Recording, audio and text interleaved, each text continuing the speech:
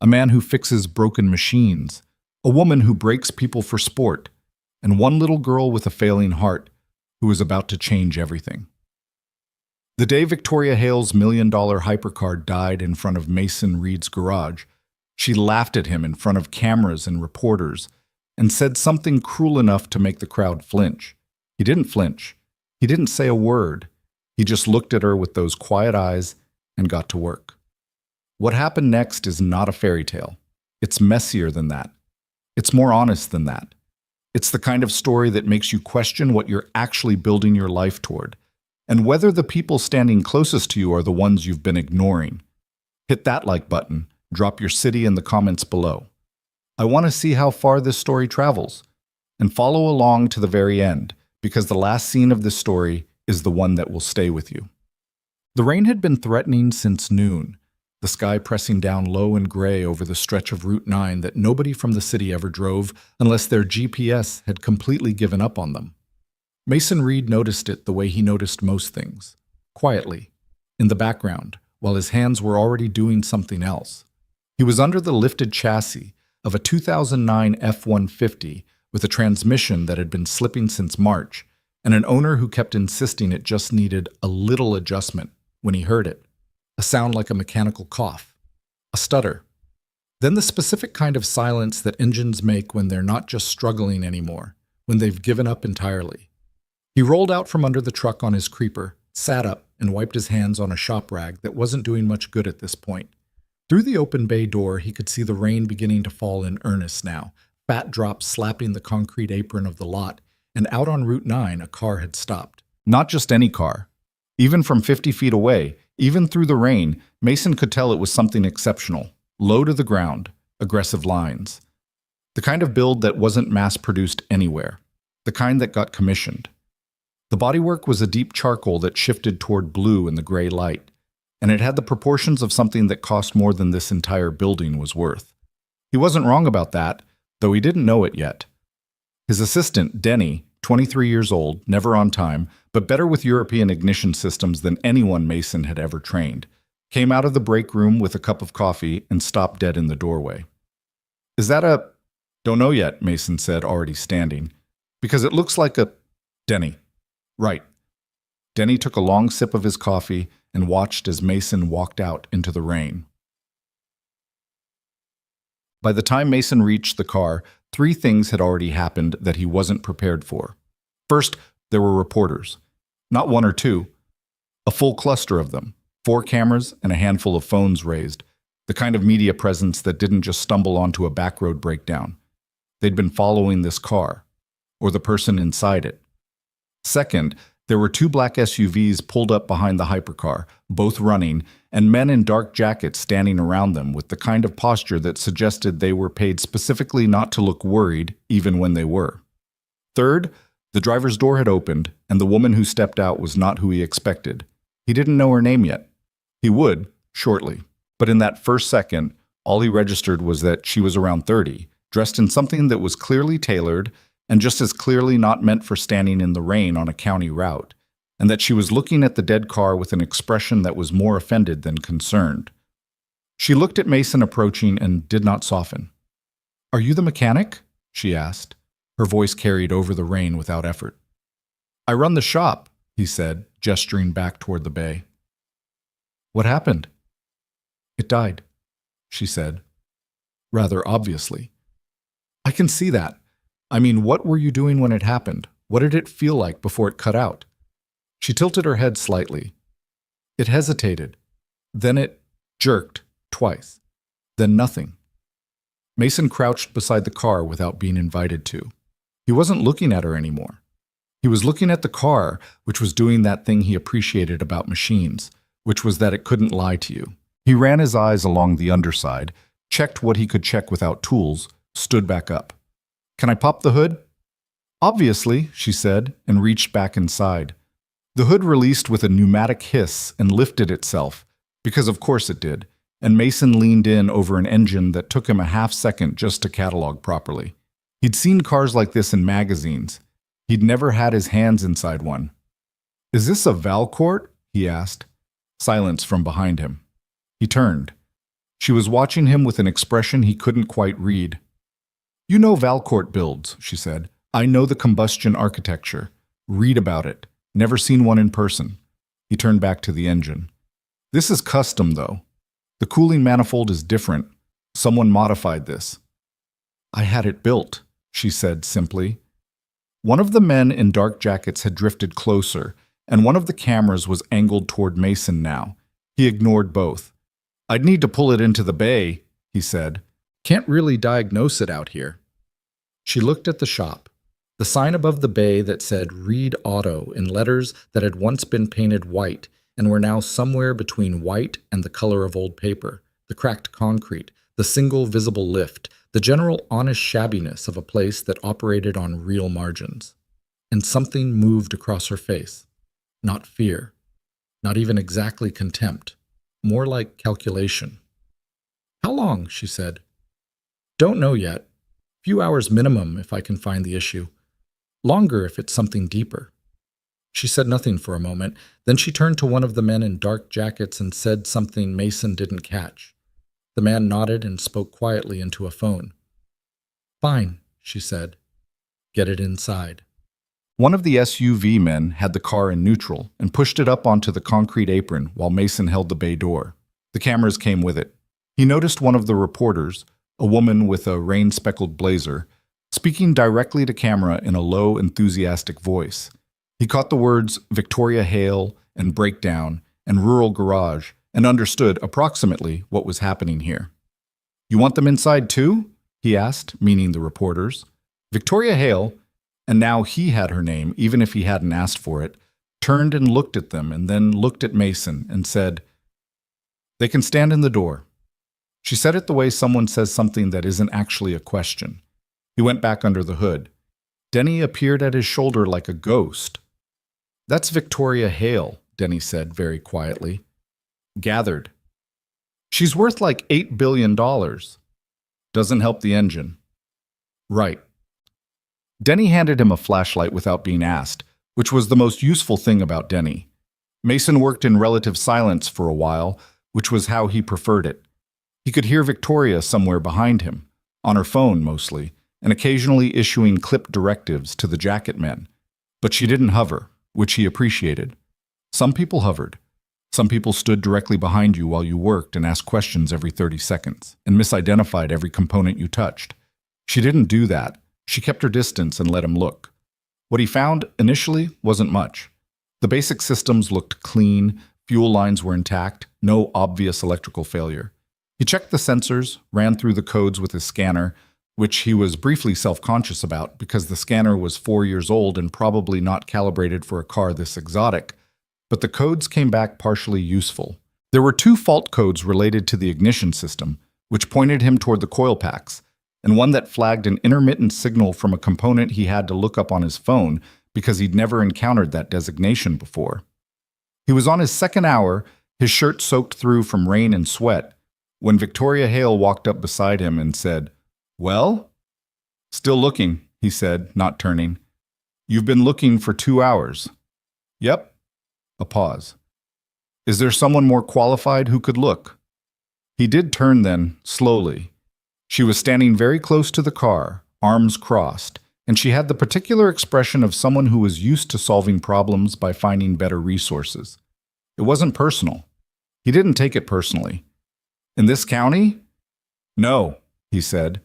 2 towns over there's a dealership that does European service, but they've never touched a Valcourt either.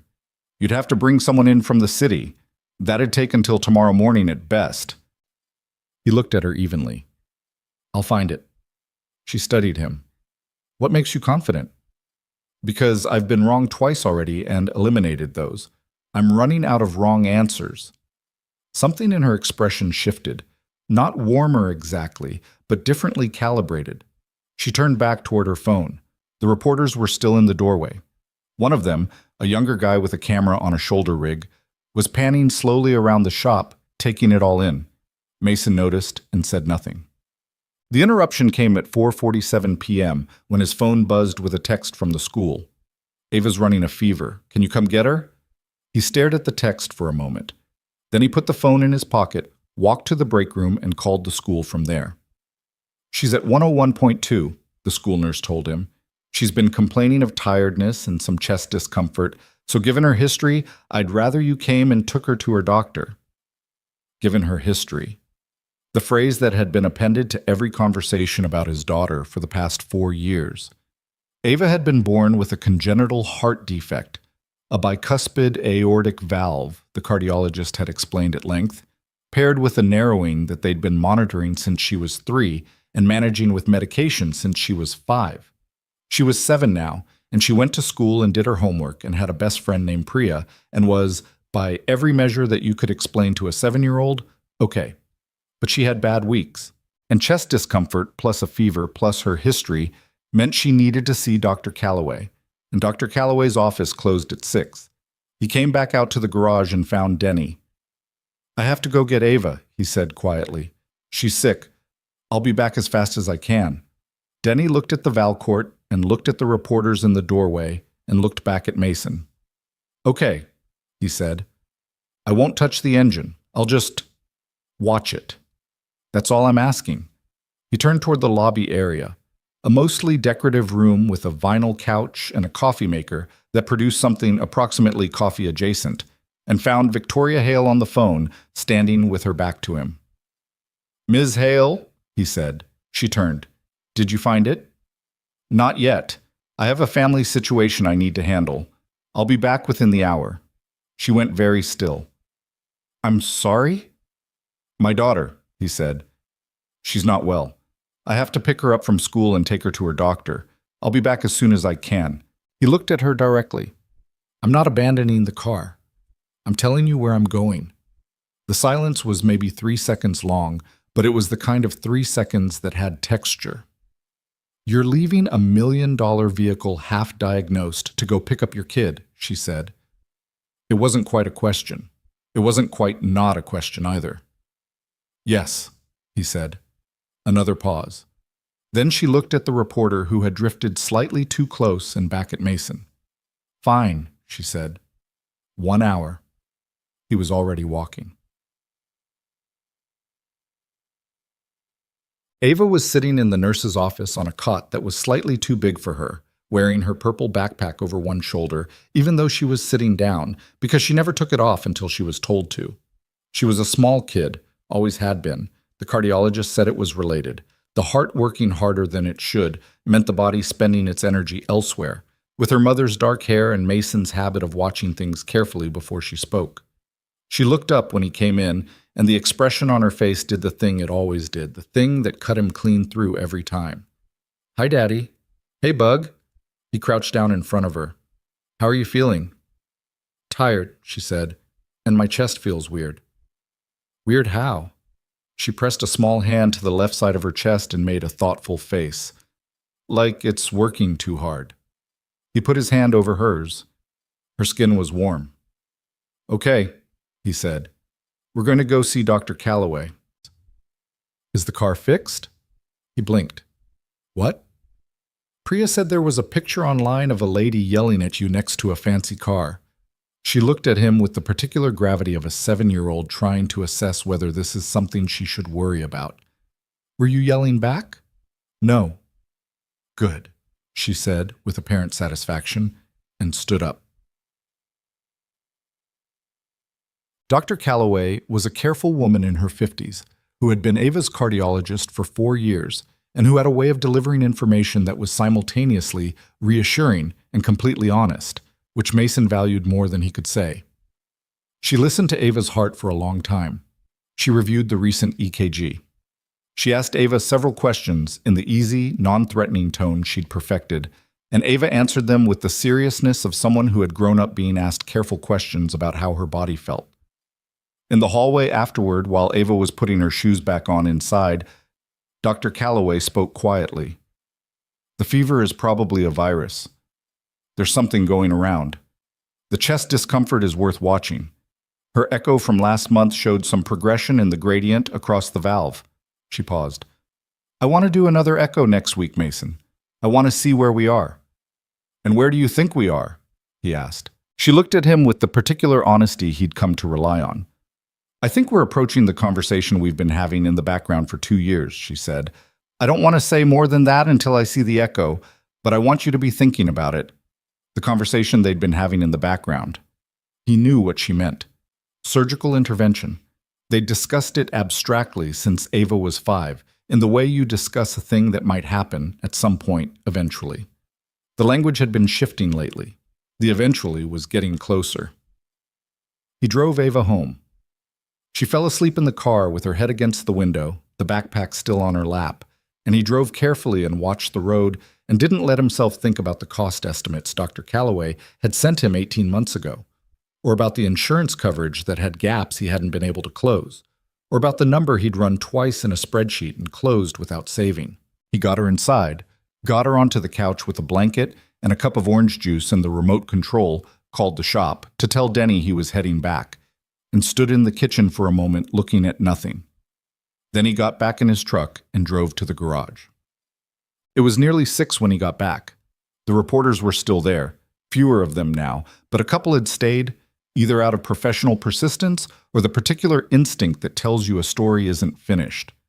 Victoria Hale was in the vinyl couch lobby with her laptop open and a cold cup of coffee at her elbow, and the expression of someone who had been working for 2 hours and was refusing to acknowledge that her back hurt from the cheap couch. She looked up when he came in. "Is your daughter all right?"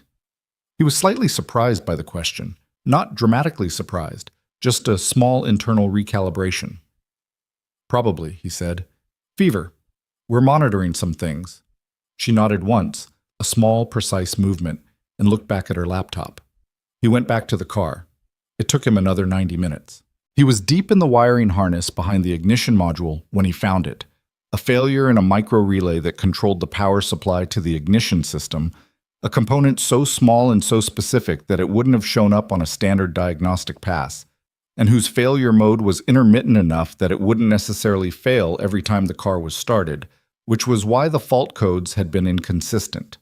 The relay itself was custom spec, sourced for this specific build. He didn't have one. He spent 15 minutes on the phone with a parts supplier before finding one in a shop 2 counties over that could have it delivered by morning, and in the meantime he rigged a bypass, careful, temporary, not something he'd recommend as a permanent solution, that would let the car start and run long enough to confirm the diagnosis.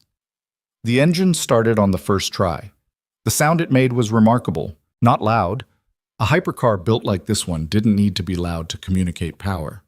It was a deep, refined mechanical voice, controlled and confident, and it filled the bay. Mason stood there listening to it for a second. Then he reached in and shut it off. He found Victoria in the lobby. She had heard it. He could tell from the way she was already looking toward the bay when he appeared in the doorway. "The relay," he said. "Power supply to ignition. It's a micro relay, custom spec for your build. I have one coming in the morning. Tonight I put in a bypass that confirms the diagnosis and will let you drive the car short range to somewhere more permanent if you need to. But I'd recommend you wait for the proper part." She stood up from the vinyl couch. She was looking at him with an expression he hadn't seen from her yet. "Every specialist I've called about this car in the past 3 weeks told me it was the fuel delivery system," she said. "It's not." "Apparently not." She paused. "The relay is a... what?" "A micro relay. A component about this big." He held his thumb and index finger an inch apart. "It's not obvious. It's in a place in the harness where you'd only find it if you were specifically looking, and you'd only be specifically looking if you'd eliminated everything else first." She was quiet for a moment, then she said, "How much?" He told her the labor cost. She didn't react to the number, which meant it was very low relative to what she was used to paying. He knew that and didn't change it. It was what the labor was worth. "The part will be billed separately," he said. "Fine." She reached into her jacket and produced a card. "Bill it to this." He took the card. He started to turn back toward the bay. "Mr. Reed." He turned back. She had a particular way of holding herself, perfectly upright, composed, with a quality of stillness that he associated with people who'd trained themselves very deliberately not to show what they were feeling. It was in that stillness that she spoke. "Several news outlets have been filming in your garage tonight," she said. The story will probably run tomorrow. I want to be clear about what they saw. He waited. They saw one of my lead technicians struggle with this car for 3 weeks and fail, she said. And they saw a mechanic in a county shop on Route 9 find the problem in an evening. Something moved across her face. I'm not certain how to handle that narrative. He looked at her for a moment. What were you thinking? And then something happened that he hadn't expected. Something that would be written about later by the reporters in the doorway who caught it on camera. Something that would circulate online under a headline that made it sound worse than it was. Victoria Hale smiled. It was a small, controlled thing, and it didn't reach her eyes entirely, and it carried with it the specific energy of someone who had decided on a particular approach to a situation they hadn't fully worked out yet. I was thinking, she said, that I should probably pay you in proportion to what the problem was actually worth solving, and that you should fix this engine, Mr. Reed. Perhaps if you do, I'll become your daughter's mother. She said it lightly. She said it in front of the 2 cameras that were still in the doorway and the 3 people standing nearby. She said it like someone who was making a joke, except the tone wasn't quite joking. It was the kind of remark that was meant to establish something, to put something in place, to make clear who had the money and who had the tools. The people near the doorway laughed. The cameras captured all of it. Mason looked at her. He had the specific quality. She would think about this later. In the week that followed, in the quiet moments she would prefer not to examine too closely, of a person who had decided not to be disturbed by things they couldn't control. Not detached, not cold, just genuinely unmoved by the performance of power, because he'd spent enough years watching the real thing quietly sustain itself without needing an audience. "Good night, Ms. Hale," he said, and he walked back to his tools, and she stood in her lobby, and the cameras ran out of anything interesting to film, and eventually the reporters left and Denny locked up, and Mason stayed until 10 o'clock doing the paperwork on the repair before driving home to check on his daughter. Ava was asleep on this couch where he'd left her, the blanket pulled up to her chin, the television still on at low volume, showing a nature documentary about ocean animals. He stood in the doorway for a moment looking at her. The couch was old. The blanket was one his mother had given him a long time ago. The apartment above the garage wasn't big. 2 bedrooms, a kitchen that needed new fixtures, a bathroom with a shower head he'd been meaning to replace for a year. But it was theirs. He sat in the chair across from her and watched the fish on the television move through blue water, and he thought about what Dr. Calloway had said. The conversation we've been having in the background. He knew the number. He'd known it for a while. He'd been running the math on it from multiple directions. The savings account, the equipment loan he'd taken out last year, the credit line on the shop, the theoretical value of the building if he sold it, and none of the directions got him to the number. They got him close enough to be cruel, the way close sometimes is. He turned off the television. He carried Ava to her room and got her into bed without waking her, the way he'd done several thousand times, more or less, since she was born. Her breathing was even. The fever had come down a little. He went to his own room and sat on the edge of the bed in the dark. His phone had 43 notifications. The video had already posted, someone's phone footage, shaky, clearly shot from the doorway, and it had been shared several hundred times in the first 2 hours. The caption on the most shared version said something about a billionaire getting humbled by a small-town mechanic, which wasn't accurate but was the kind of story that spread because it felt like it should be true. His own comment section was full of people he didn't know saying things about him, some of which were kind, and some of which were the other kind, and he closed the notifications without reading them. He set his alarm for 5:30. He had the F-150 to finish, and 2 other jobs queued behind it, and a Valcourt waiting for a part. He lay down in the dark and listened to his daughter breathing through the thin wall between their rooms, and after a while, he slept. The part arrived at 7:15 the next morning via a driver who seemed surprised by the location. Mason signed for it, made a cup of coffee, and got to work. By 8:45, the relay was installed, the bypass removed, the engine running cleanly on its own systems. He drove the car 600 feet down Route 9 and back, as much road testing as he could do on a single county lane, and everything held. He called the number on the card. Victoria Hale answered on the second ring. "It's done," he said. "Car's ready." A pause. "This morning?" "Arrived at 7. It's been running clean for 20 minutes. Another pause, longer this time. I'll send someone. You're welcome to come yourself, he said. You'll want to see it run before you take it. The line was quiet for a moment. Then, I'll be there in an hour. She was there in 40 minutes. No reporters this time. One SUV, one driver, and Victoria Hale, who arrived in quieter clothing than the night before, still clearly expensive, but less constructed. The kind of outfit that meant she'd come directly, rather than preparing. He started the car. The engine did what it was supposed to do. She stood beside him listening, and he watched her face. And there was something in it he hadn't seen before, a kind of stillness that was different from her composure of the night before. Last night's stillness had been controlled. This was something else. This was the stillness of someone who was unexpectedly moved. It sounds different, she said. It should. It's running the way it was built to. She was quiet for a moment, then she said, the technicians who failed to find this, they're some of the most credentialed people in European automotive. That's probably part of the problem, he said. You look for the things your credentials trained you to look for. The relay is a proprietary component in a custom position. It's not in any manual because there is no manual for this car. He paused. I didn't know what I was looking for. I had to find it. She turned and looked at him, and he had the impression again of recalibration, of someone adjusting an internal model. The comment I made last night, she said, you don't have to. I'm not apologizing, she said, with a sharpness that was reflexive rather than intentional. And then she stopped herself and the sharpness retreated. I'm acknowledging it was thoughtless. There's a difference. He looked at her. Is there? She held his gaze for a moment. Then she produced a check, an actual paper check, which he hadn't seen a customer write in 3 years, and handed it to him. He looked at the amount. That's more than we invoiced, he said. Yes, she said simply. He looked at the check for another moment. He thought about Dr. Calloway. He thought about the number he'd run in the spreadsheet. Ms. Hale, he said. Victoria, she said. It sounded like it cost her something to say it that casually. Victoria. He folded the check. Does your company do any kind of technical partnership work with small shops, training programs, that kind of thing?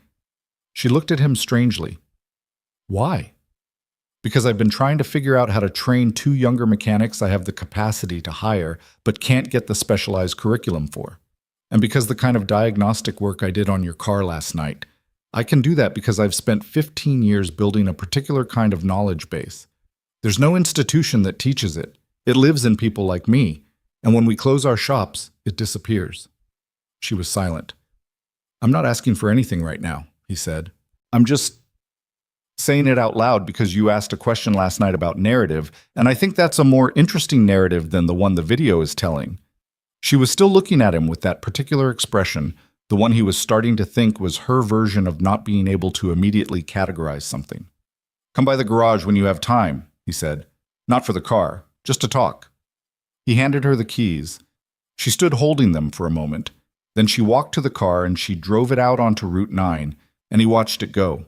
The deep charcoal bodywork catching the morning light, the engine quiet and clean and doing what it was supposed to do. And then she was gone. Denny appeared at his shoulder. So, Denny said, did you get her number? Mason picked up the check from the workbench and looked at it again. Get the F-150 back on the lift, he said. That's not an answer. It's the answer you're getting. He tucked the check into his pocket and walked back to the truck that needed a transmission, and the day that was already full, and the daughter who would need picking up at 3:15, and the echo that was scheduled for next week, and the conversation that was waiting on the other side of it. He got to work. The check cleared on a Thursday, and Mason sat with the bank confirmation on his phone for a long time before he put it away and went back to work. He didn't tell anyone about the amount. Not Denny, not his sister Laurel, who called every Sunday from Raleigh, not Dr. Calloway's office when they called to confirm Ava's echo appointment. He just put it in the account and let it sit there, a number large enough to feel temporary, the way found money always does, like it's waiting to become something else. The video, in the meantime, had done what videos do. By Wednesday, it had 1 million views. By Friday, it had been picked up by 3 national outlets, 2 of which ran pieces about Victoria Hale specifically, her company, Hale Dynamics, her reputation in the tech manufacturing sector, her history of what one writer diplomatically called direct communication style, and another called a pattern of public humiliation of subordinates. The comment she'd made to Mason, the one about becoming Ava's mother, was in every piece, usually framed as the most damning moment, though people who watched the actual footage could see that his response wasn't what they expected. He hadn't flinched. He hadn't said anything back. He just looked at her for a moment and then walked away. And something about that, the absence of reaction, the quiet, was what people kept returning to. There were think pieces. There were TikToks. There was a Reddit thread that had over 3,000 comments, most of them about Mason, many of them speculative in ways that made him uncomfortable. A few of them, the ones he read too late at night when he couldn't sleep, unexpectedly kind in the specific way that strangers can be kind when they see something true in a person they've never met. He ignored most of it. He fixed cars. He picked up Ava at 3:15. He made dinner, usually something she'd actually eat, which meant pasta in some form more nights than he'd like to admit. And they did her homework together at the kitchen table. And afterward, she'd tell him about her day in the selective, emphatic way of 7-year-olds, highlighting what mattered and omitting whole hours without explanation. On the Friday after the video, she said, "Priya says you're famous." "I'm not famous," he said. "She showed me on her mom's phone. There were a lot of comments." "Yeah." "Were they nice?" He considered this. "Most of them." Ava processed this with the equanimity she brought to most information. "Was the lady mean to you on purpose or by accident?" He thought about Victoria Hale in the lobby, the precise calculation behind the stillness, the remark delivered to the cameras as much as to him. "I think it was more automatic," he said. "Like she does it without thinking about it." "That's worse," Ava said. "Sometimes," he agreed. She went back to her math worksheet. After a minute, she said without looking up, "Is she coming back?" He hadn't told her about the check. He hadn't told her about the conversation at the end either. The question about technical partnerships, the suggestion that Victoria stop by when she had time. He hadn't said those things out loud to anyone, and hearing them in his own head now, he was aware that they'd been slightly impulsive, the kind of thing you say in a moment of unexpected openness, to someone who surprises you into honesty. "Don't know," he said. Ava nodded, apparently satisfied, and kept doing her math. But set. She came back the following Tuesday. No cameras this time, no SUVs. A regular car, a dark sedan, the kind that said money without announcing it, that pulled into the lot at 11 in the morning while Mason was in the middle of replacing a water pump. He heard the car and didn't come out because the water pump wasn't going to wait, and when he emerged from the bay 20 minutes later, hands dark with grease, Victoria Hale was sitting on the concrete parking barrier near the door, reading something on her phone. She looked up. "You said to come by," she said. "I did." He looked at her for a moment. "I didn't think you would." "I almost didn't." She stood, brushing invisible debris from the back of her jacket. "I have an hour." They sat in the break room. Denny materialized, saw who it was, made himself scarce with impressive speed. Mason poured 2 cups of coffee from the machine that produced something approximately coffee adjacent, and he set one in front of her without asking if she wanted it, and she picked it up and drank it, which he appreciated. "You said something about training programs," she said. "Technical education." "I said it out loud because I was thinking about it," he said. "I wasn't pitching anything." "What were you thinking exactly?" He leaned back in his chair. "There's a whole category of diagnostic knowledge that doesn't get transmitted through formal education. It's hands-on, it's specific, it takes years to build, and it lives entirely in working mechanics, not in textbooks, not in certification programs." He turned his coffee cup in his hands. "When a shop like mine closes, and most shops like mine will close eventually, the economics are brutal. That knowledge just evaporates. The guy who understood a particular engine architecture retires or dies, and the next generation starts over." Victoria was listening with the particular quality of attention he'd noticed in her before. Not polite attention, but actually engaged, the kind where you can see the information being processed in real time. "What would a program look like?" she said. "I haven't built it," he said. "I've thought about what it would need. It'd need a space, equipment, A structured curriculum built by people who actually work in the field, not people who design the certification requirements. And it'd need to be free or close to it, because the people who need it the most are the ones who can't afford the technical college programs that exist. Those programs exist, she said. They do. They produce mechanics who can pass certifications. They don't produce diagnosticians. They're different things. He paused. Your technicians passed every certification your company required. They couldn't find a micro relay in a custom build because nobody taught them how to think about a problem they'd never seen before. That's what I'm talking about. She was quiet for a moment. You're describing a critical thinking curriculum disguised as technical training. I'm describing what I do every day, he said. Someone else can figure out what to call it. She looked at him across the break room table with its ring stains and its scratched surface and its single sad paper napkin dispenser. Why are you telling me this? What is it you actually want, Mr. Reed?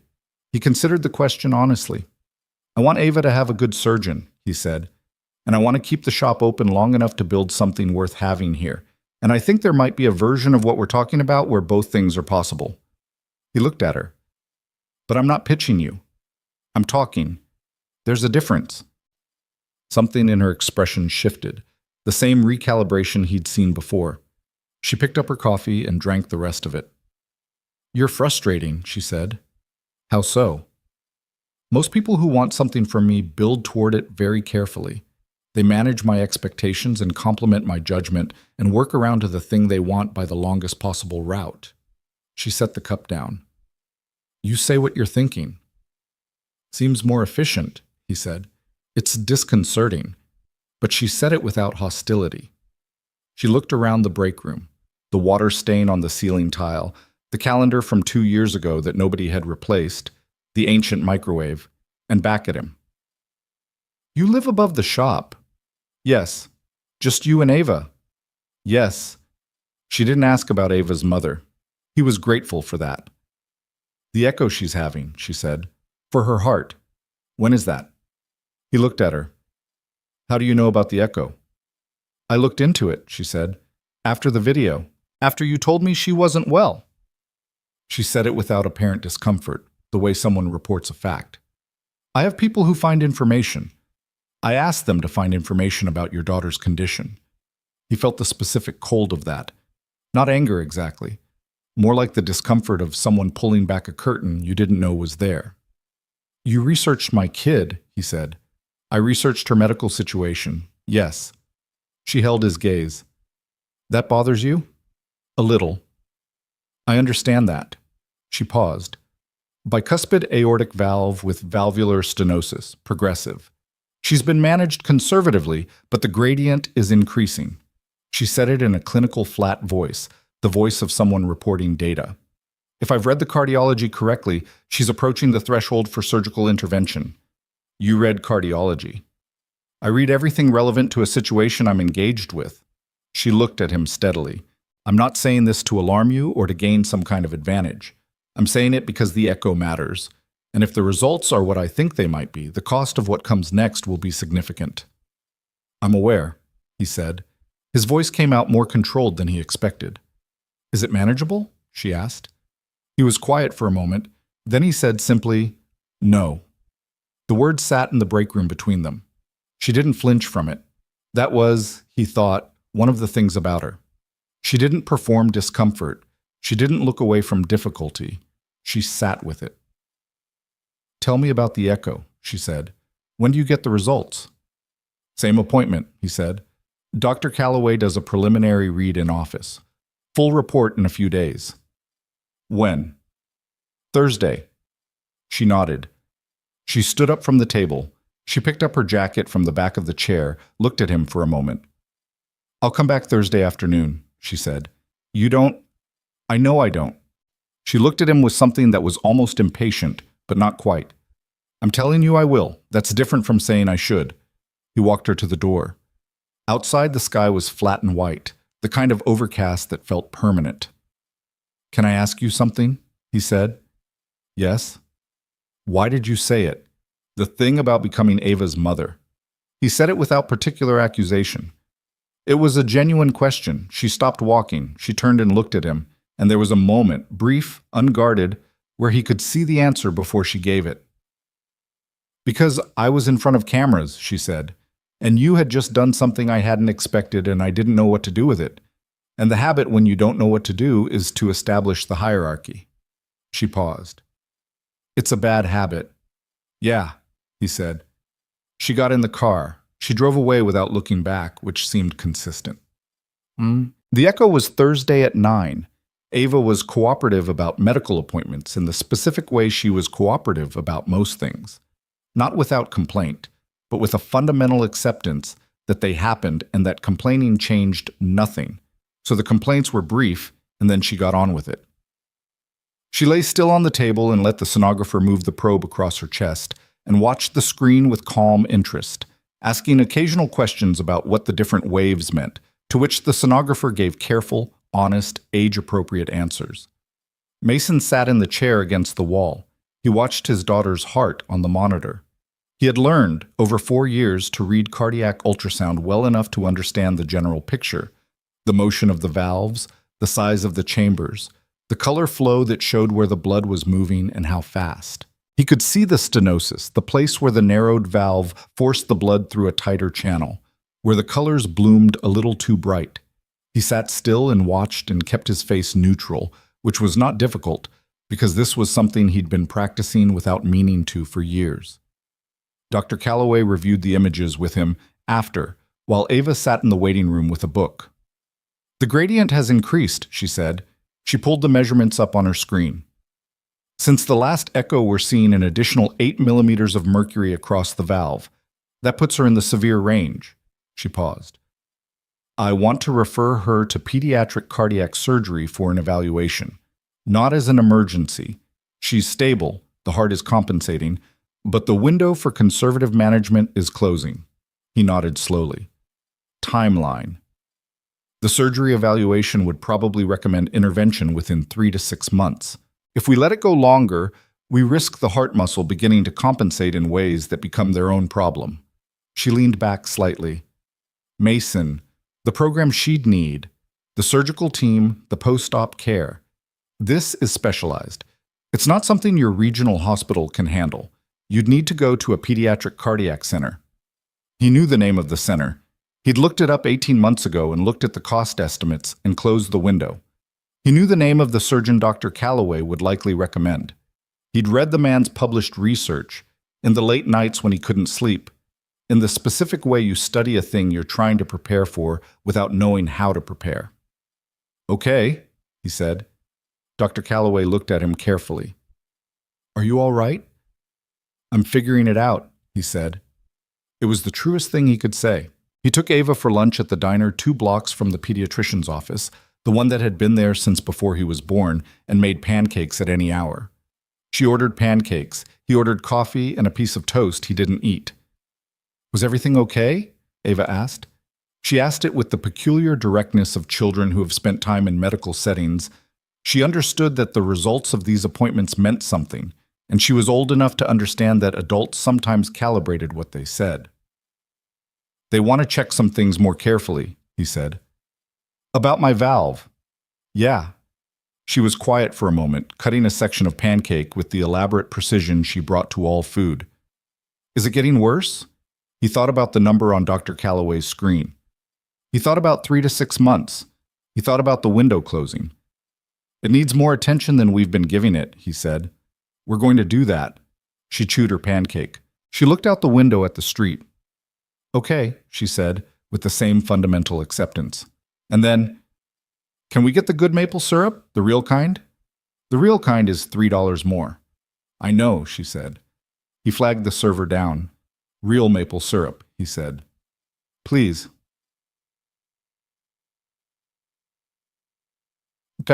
Victoria arrived at the shop at 2:15. She didn't come in as if she owned it this time, which was different from the first time. She came in as if she'd been there before and knew where things were, which wasn't accurate, but it was the quality of how she moved. She found him at the workbench going through invoices, and she pulled up the other stool and sat down, and for a moment neither of them said anything. "How was the echo?" she said. "Severe stenosis," he said. He said it the way he'd said it to himself plainly, without softening. She needs surgery, 3 to 6 months. Victoria was quiet. He could hear the shop. Denny in the far bay running something on the airline, the radio playing low, the ambient mechanical noise that he'd lived inside so long it registered as silence to him. "What's the cost?" she said. "More than I have." He looked at the invoices, not at her. "I've been working on it. I have some now that I didn't have a month ago." He paused. "I'll manage it." "How?" "I don't know yet." He said it flatly. Not asking for help, just answering the question. She was quiet for what felt like a long time. He could tell from her stillness that she was deciding something, and he waited because pushing wasn't how he operated. "I'd like to help with that," she said finally. He turned and looked at her directly. "No." She blinked. It was a small reaction, but he caught it. She hadn't expected that to be his immediate answer. "Why?" "Because I don't know you," he said. "And because I don't take money I haven't earned." He paused. "And because I watched you make that comment to a crowd of reporters, and I understand what that's about, but I'm also not interested in becoming another project you manage." She held his gaze. "That's not what this is." "Maybe not. But you've known me for 8 days. She was quiet again. The airline shut off in the far bay. Outside a car slowed on Route 9 and then passed on. "Then earn it," she said. He looked at her. "What?" "The program you described. Technical education, diagnostic curriculum." She said it with the measured deliberateness of someone who has been thinking about something and has arrived at a position. Hale Dynamics has a workforce development initiative that needs something real to do. The people running it have been looking for a pilot program for 2 years and haven't found one worth funding because everything they've looked at is theoretical. She paused. "I want you to build the real version, with resources, with a proper space and proper equipment, and a curriculum designed by you and the people who do what you do." She looked at him steadily. "That's a contract. It's work. You'd be compensated for it." "And Ava," he said, "would be separately covered under the initiative's medical support component, which already exists and is already funded." She said it without breaking eye contact. "This is not charity, Mr. Reed. I don't do charity. This is a transaction in which you bring something I've been looking for, and I bring something you need." He was quiet for a moment. He turned the invoice in his hands. He thought about Ava with the real maple syrup, the matter-of-fact way she'd said, "I know," the equanimity that she'd come by honestly, or rather that he'd modeled for her without meaning to, by being a person who received information and then figured out what to do with it. "What does Hale Dynamics get out of a rural mechanic training program?" he said. It wasn't suspicion. It was a genuine question. "A prototype," she said. "If it works here, it can be replicated. 10 cities? 20. There are dying shops in every mid-size American city, and there are young people in every one of those cities who need a trade that isn't dying." She paused. "And I get to stop running a workforce initiative that has never actually worked on anything." He set the invoice down. "You'd need to come in as a real partner," he said. "Not a funder who shows up for the photo, someone who's actually involved." "I'm aware that's what you mean," she said. "This shop runs on real margins. If I spend 3 days a week on a curriculum project, the shop falls behind. I'd need to hire someone." "Hire someone," she said. He looked at her for a long moment. She looked back. "I want to read any contract before I sign anything," he said. "Obviously. And I want Ava's medical coverage to be independent of my performance on the project. If the program fails, she still gets her surgery." Something moved in Victoria's expression. Something he couldn't fully name, but that was in the direction of respect. "I'll have that language added," she said. He put his hand out across the workbench. She looked at his hand, grease-dark, calloused, extended without ceremony, and she shook it. The grip was brief and firm on both sides, and it didn't mean everything was settled or that he trusted her fully or that she knew how to do this any better than he did. It meant they were starting something, which is its own different thing.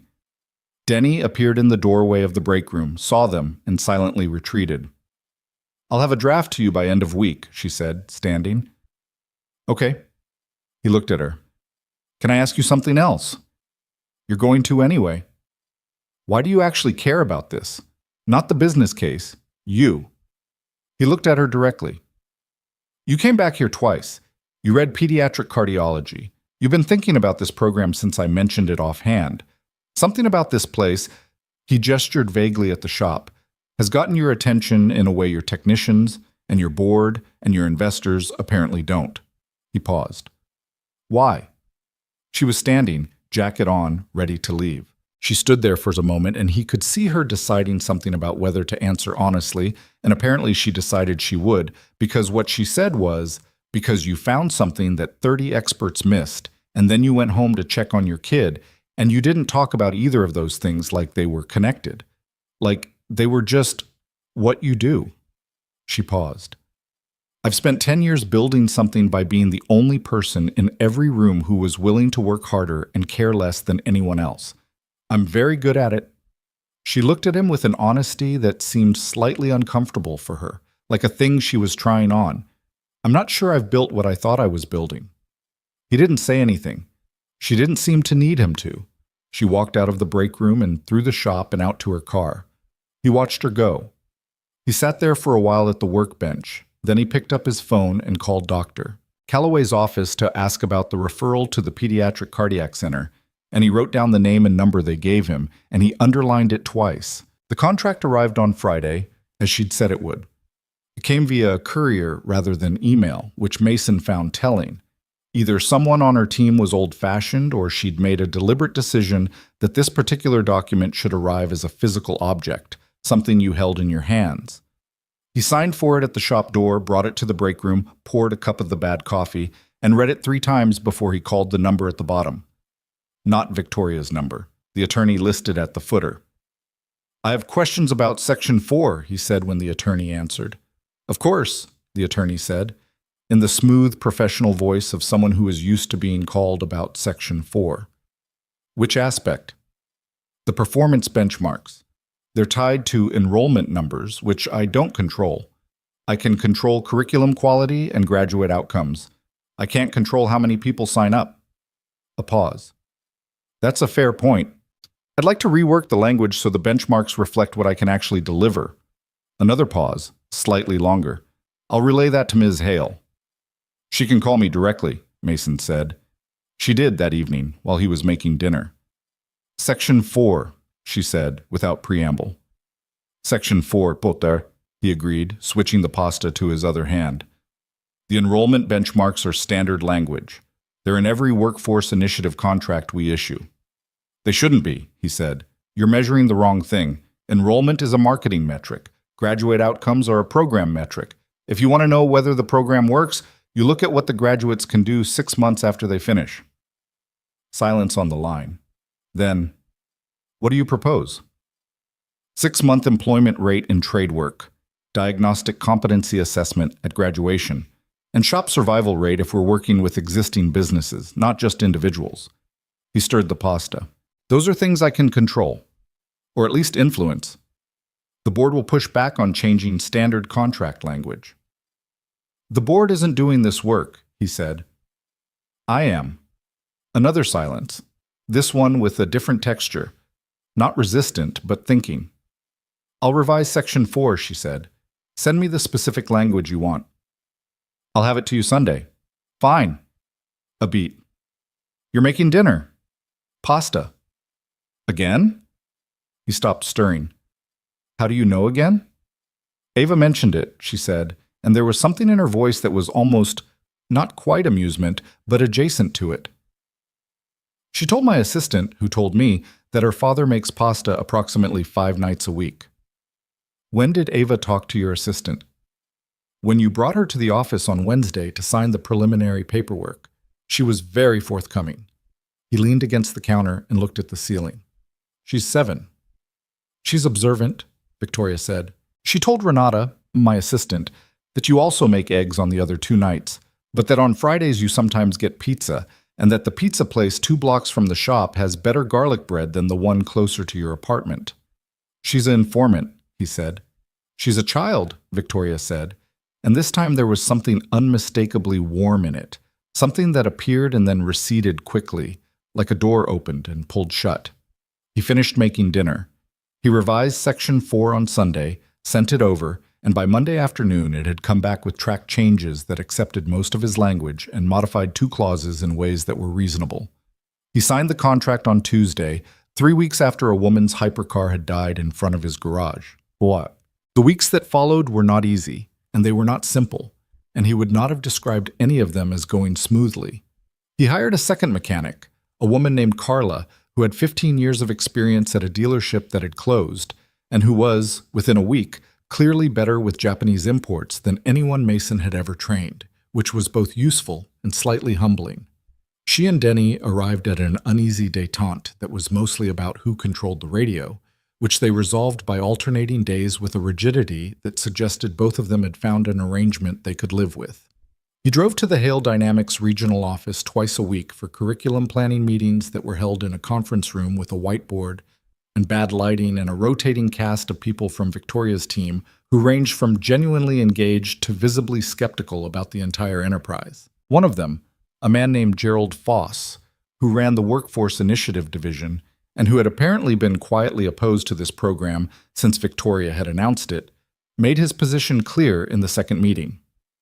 "The challenge," Gerald said, in the measured tone of someone who had been in corporate environments long enough to make disagreement sound like observation, "is that what Mr. Reed is describing isn't scalable in any conventional sense.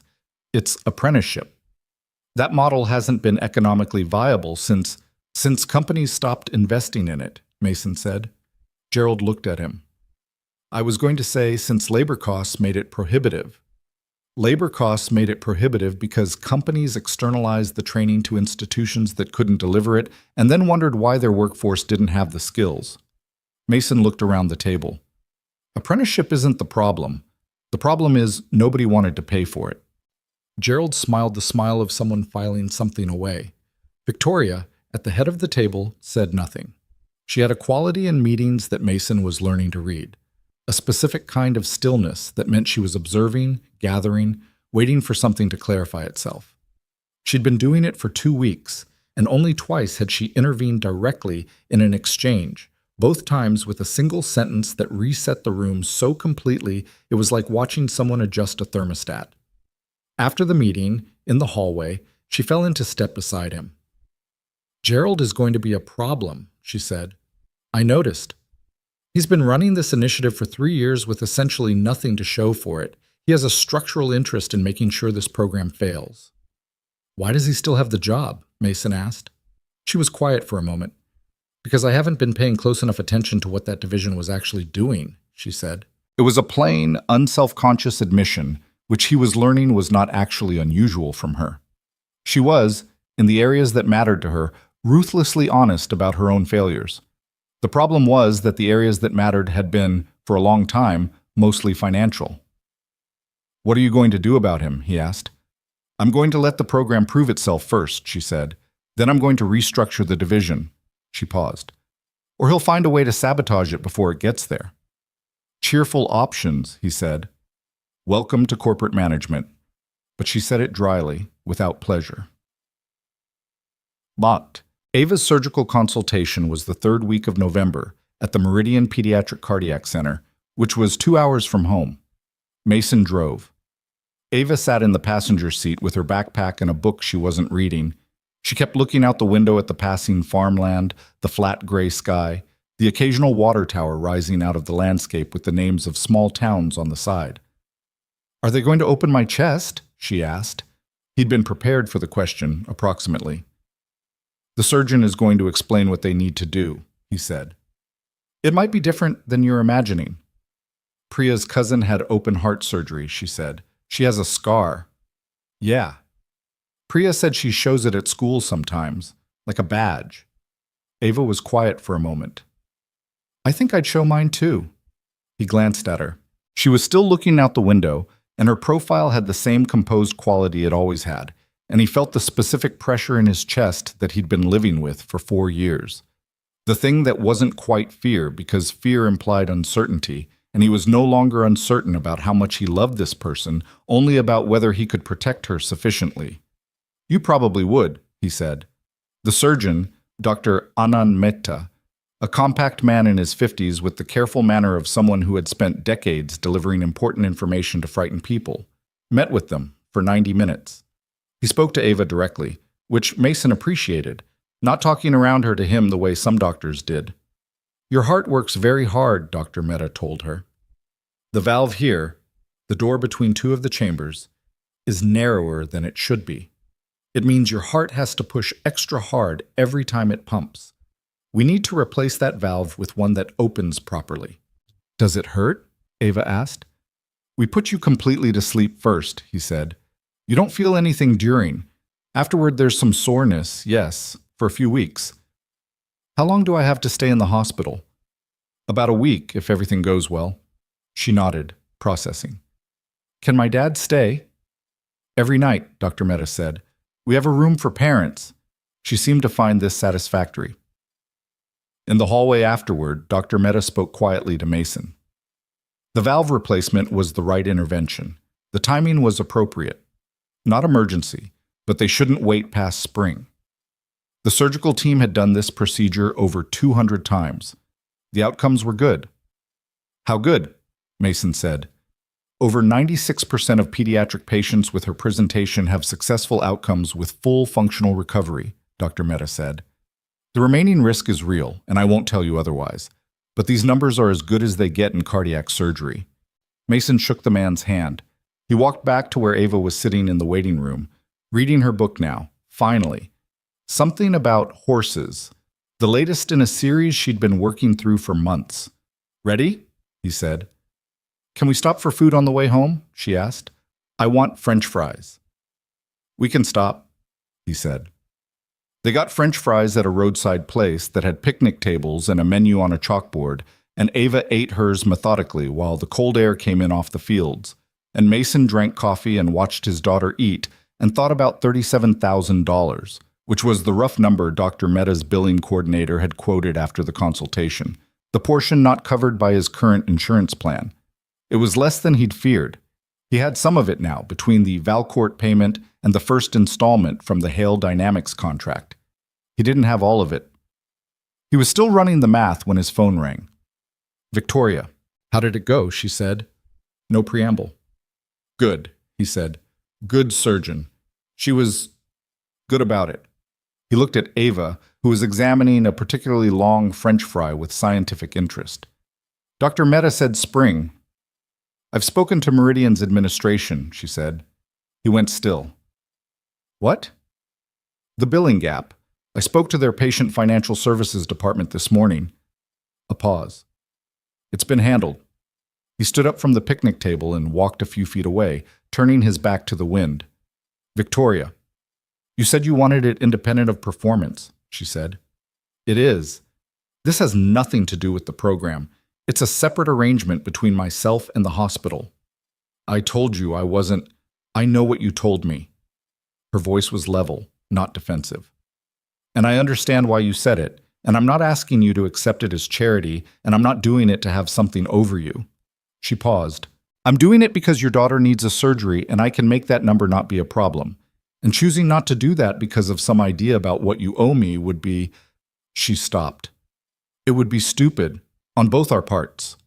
He stood in the cold with his coffee going tepid, and the wind in his face, and his daughter eating French fries at a picnic table behind him.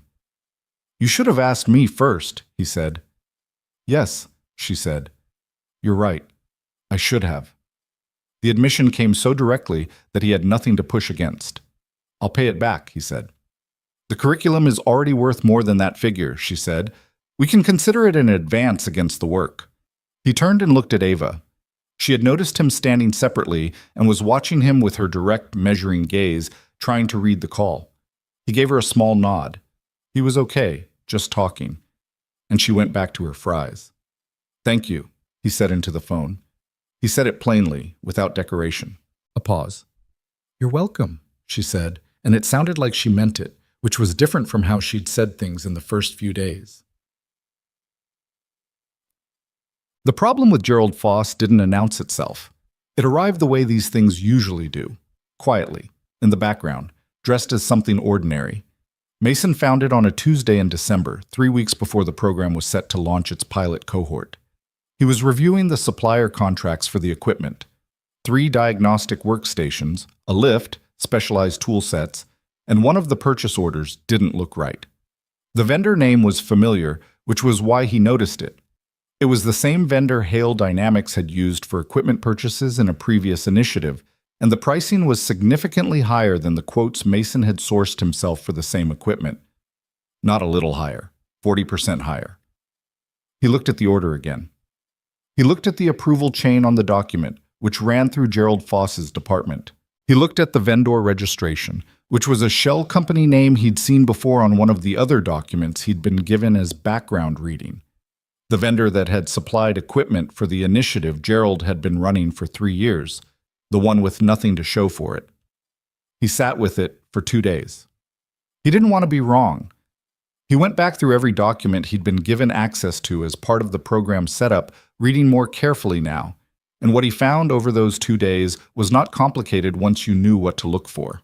It was actually a fairly simple pattern: inflated vendor contracts, the markup flowing back through a subsidiary to accounts that were not Hale Dynamics accounts. Not millions yet. Enough to notice if you were looking. The problem was that Mason was the only person who had been looking at both the pricing sheets and the vendor histories, because nobody else had thought it was his job to look at those things. He called Victoria on a Thursday evening. "I need to show you something," he said. "In person, not over the phone." She heard something in his voice. "When?" "Tomorrow morning. Can you come to the shop?" She arrived at 8. He had everything printed.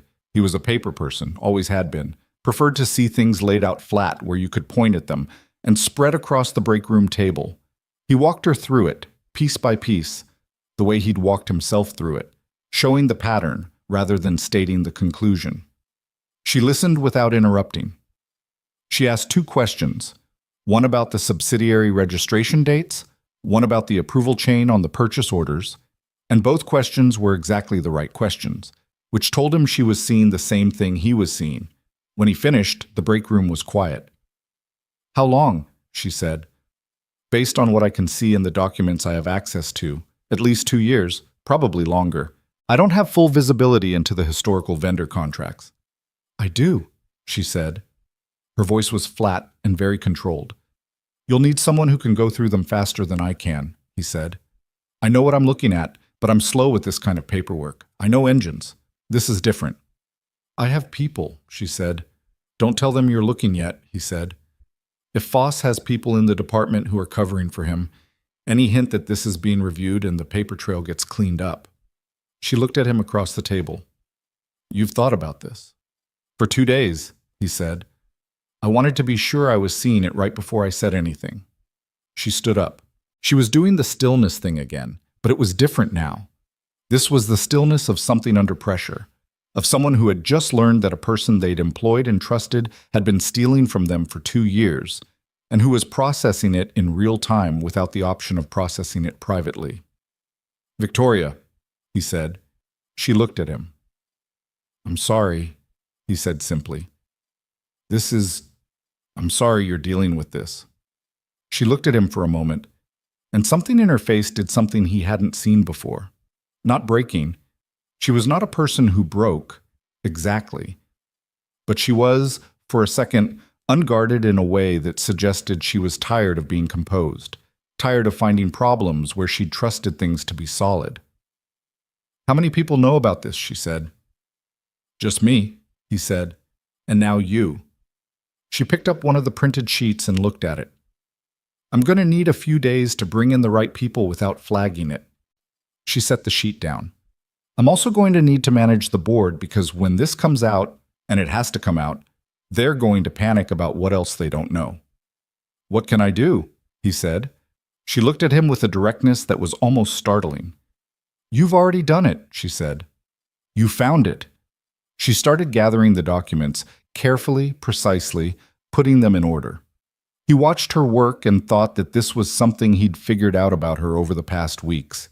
She was most like herself when she had a problem in front of her and she could see it clearly. The uncertainty wasn't the thing that rattled her. It was the problem she couldn't see. "Can I ask you something?" he said. "You usually do." Gerald Foss has been running this initiative for 3 years. He has a financial relationship with a vendor he's been funneling money through. At some point, someone must have noticed something. She was quiet for a moment. What are you asking? I'm asking whether there's anyone else in the approval chain I should know about before I hand you all of this. She set down the papers and looked at him. The look lasted a long moment. That's a reasonable question, she said, and I don't have an answer yet. Okay, he said, but I will. The quality in her voice was not reassuring voice, not the thing people produce when they want to make you feel better. It was simpler than that. It was someone telling you what they intended to do because they decided to do it. She left with the documents at 9:30. He went back to work. Carla was doing an alignment on a Subaru, and Denny was arguing mildly with a customer on the phone about a bill, and the lift hummed and the shop did what the shop did, and Mason stood in the bay for a minute with his hands in his pockets and thought about the way things come apart when you start looking carefully, and how the looking is always the thing that changes everything. His phone buzzed, a text from Ava's school. Ava had a good day. She helped the younger kids at lunch. Just wanted to tell you. He stood there reading it twice. Then he put the phone away and got back to work, because the Subaru wasn't going to align itself, and there were 3 more jobs behind it, and the day was moving. 2 hours later, his phone rang with a number he didn't recognize. He almost didn't answer. He stepped out of the bay and picked up on the 4th ring. The voice on the other end was a man he'd never spoken to, Marcus Webb, head of investor relations at Hale Dynamics, calling from a number that Mason later found out was a personal cell, not a company line. Mr. Reed, the man said, I think it would be worth your time to meet with me before you discuss what you found with anyone else. Mason stood in the parking lot in the cold. I've already discussed it, he said. A pause. With Ms. Hale? Yes. Another pause, this one longer. I see, Marcus Webb said, and the particular quality of those 2 words, the recalibration in them, the slight shift in tone, told Mason everything he needed to know about Marcus Webb's position in the approval chain. I don't think we need to meet, Mason said. He hung up. He stood there in the cold parking lot for a moment, the wind moving through the lot, a car passing on Route 9. Then he went inside, called Victoria's direct number, and said, I just got a call from Marcus Webb. The silence that followed was brief and very full. When? She said. 2 minutes ago. What did he say? He suggested I should talk to him before talking to anyone else. I told him I'd already talked to you. Mason paused. He said, I see, in a way that told me he's involved. Another silence. When she spoke, her voice had the quality of someone who has just confirmed something they were hoping was wrong. Thank you for calling me immediately, she said. What do you need from me? He asked. Can you write down exactly what he said? Word for word, as close as you can remember? Already doing it, he said, because he'd grabbed the pen from the workbench the moment he'd come inside. He could hear her breathing on the other end of the line, and he could hear in that breath the particular weight of someone who has just discovered that the problem is bigger than they thought, that it has more edges, that it goes further in than it appeared. Victoria, he said, I'm here. You're going to need to move fast on this, he said. Webb knows you know. Foss will know by tonight. I know. A pause. Mason. It was the first time she'd used his first name. He wasn't sure she'd noticed. I know, she said again, quietly. I know. He stayed on the line a moment longer, not because there was more to say, but because he understood, the way you understand things that don't need explaining, that she needed one more second before she started making the calls that would begin pulling apart 2 years of careful theft by people she had trusted to run her company while she was building it. Then she said, I'll call you this evening. And she was gone. And he stood in the shop with the pen in his hand and wrote down what Marcus Webb had said, every word he could remember, in the neat plain handwriting of a man who'd been filling out work orders for 15 years. Outside, Route 9 ran on in both directions, empty and cold, carrying nobody toward anything in particular. Victoria called at 9:15 that evening, which meant she'd spent the day making moves. Mason was at the kitchen table with a cup of coffee that had gone cold and the written record of Marcus Webb's phone call, which he'd reread 3 times just to make sure he hadn't misremembered anything. Ava was asleep. The apartment was quiet in the particular way it got after 8 o'clock. The shop below dark and locked. The only sound, the occasional car on Route 9. "I need to tell you what I've done today," Victoria said, without greeting, "because some of it affects you directly." "Okay," he said. "I brought in outside legal counsel. Not the firm Hale Dynamics uses regularly, a different one, people I trust personally. They've been reviewing vendor contracts since 2 o'clock. What you found is part of a larger pattern. We're currently looking at roughly $4 million over 3 years, potentially more." She paused, and he could hear in the pause the specific weight of a number that was large even by her standards, not because of the money itself, but because of what it meant about how long it had been happening. "Gerald Foss has been placed on administrative leave pending investigation. Marcus Webb resigned this afternoon, which tells us everything we need to know about Marcus Webb." "He resigned before you could suspend him," Mason said. "Yes, which means his attorney advised him to." She paused. "The board knows. I called an emergency session at 4 o'clock. It was not pleasant." "What's their position?" "Officially, full cooperation with the investigation and commitment to transparency with investors." She said it in the flat tone of someone reporting a thing they don't entirely believe. "Unofficially, several of them are looking for a way to make this about my oversight failures rather than the fraud itself." "Is that a real argument?" A pause. "It's a partially real argument," she said, in the particular way she had of being honest about things that weren't comfortable. "I should have been closer to that division. I built the company by being close to everything, and then it grew past a point where I could be close to everything, and I didn't restructure my oversight to account for that." She paused again. "The board will use that. Some of them have been looking for leverage for 2 years. What do you need?" he said. "The document you built, the one showing the pattern, the pricing comparisons, the vendor histories, I need your permission to submit it as part of the formal investigation record. Your name will be on it as the person who identified the discrepancy." "That's fine," he said. "It'll probably become public. When the investigation report is released, your name will be in it." "That's fine too," he said. A quiet moment. Then she said, "You're not worried about that?" "Why would I be?" "Most people would be. Getting involved in a corporate fraud investigation is not comfortable."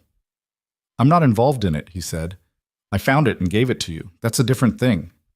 She was quiet for a moment. "How is Ava?" The shift was abrupt enough that he noticed it, the deliberate change of subject, the move away from something she was finding difficult to hold. He let her have it. "Good today," he said. "Her teacher sent a note saying she helped the little kids at lunch." A sound on the line that might have been something close to a laugh, quiet and brief. "That sounds like her." He turned his coffee cup in his hands. "You've been spending time with her." "Some," she said.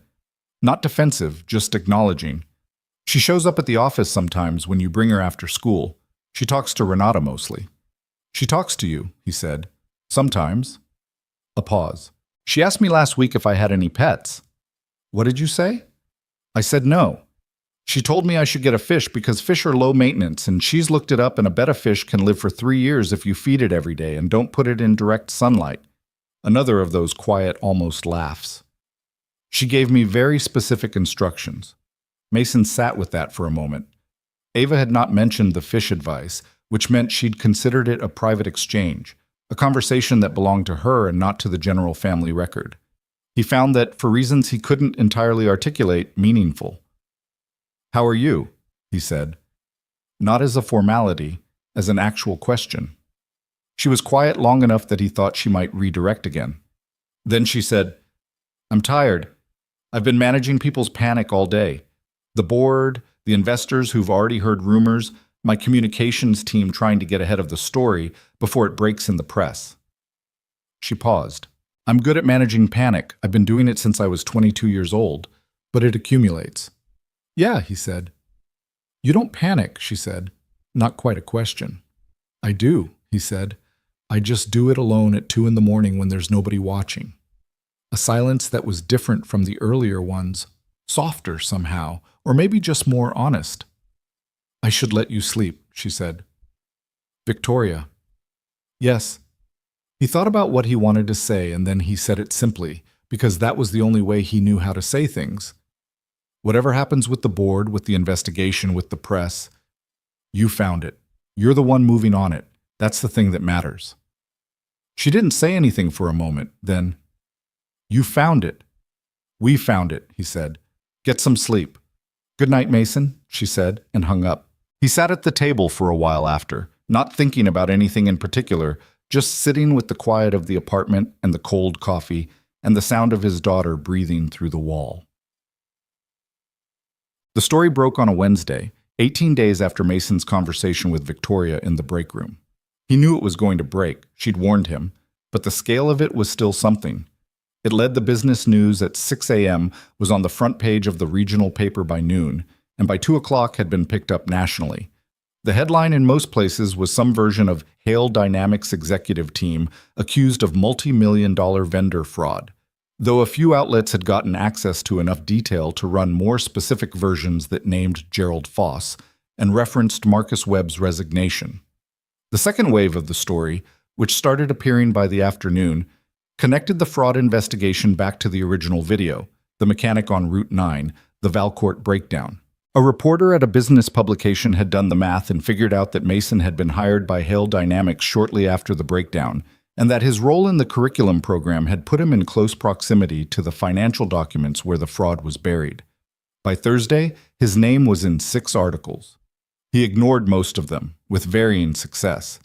Carla brought him a printout of one piece. She'd printed it at home and brought it in folded in her jacket pocket, which was a more significant gesture than it sounded because Carla was not the kind of person who made gestures. "It's actually fair to you," she said, setting it on the workbench. "Thought you should read it." He read it between jobs. It was a longer piece, more careful than the others, written by someone who had apparently called Dr. Calloway's office and several people who knew him in the county and built a picture that was, as Carla said, fair. It described him as someone who hadn't sought any of this, which was accurate, and as someone who had made a series of decisions based on what seemed right at the time, which was also accurate. There was one paragraph near the end that he read twice.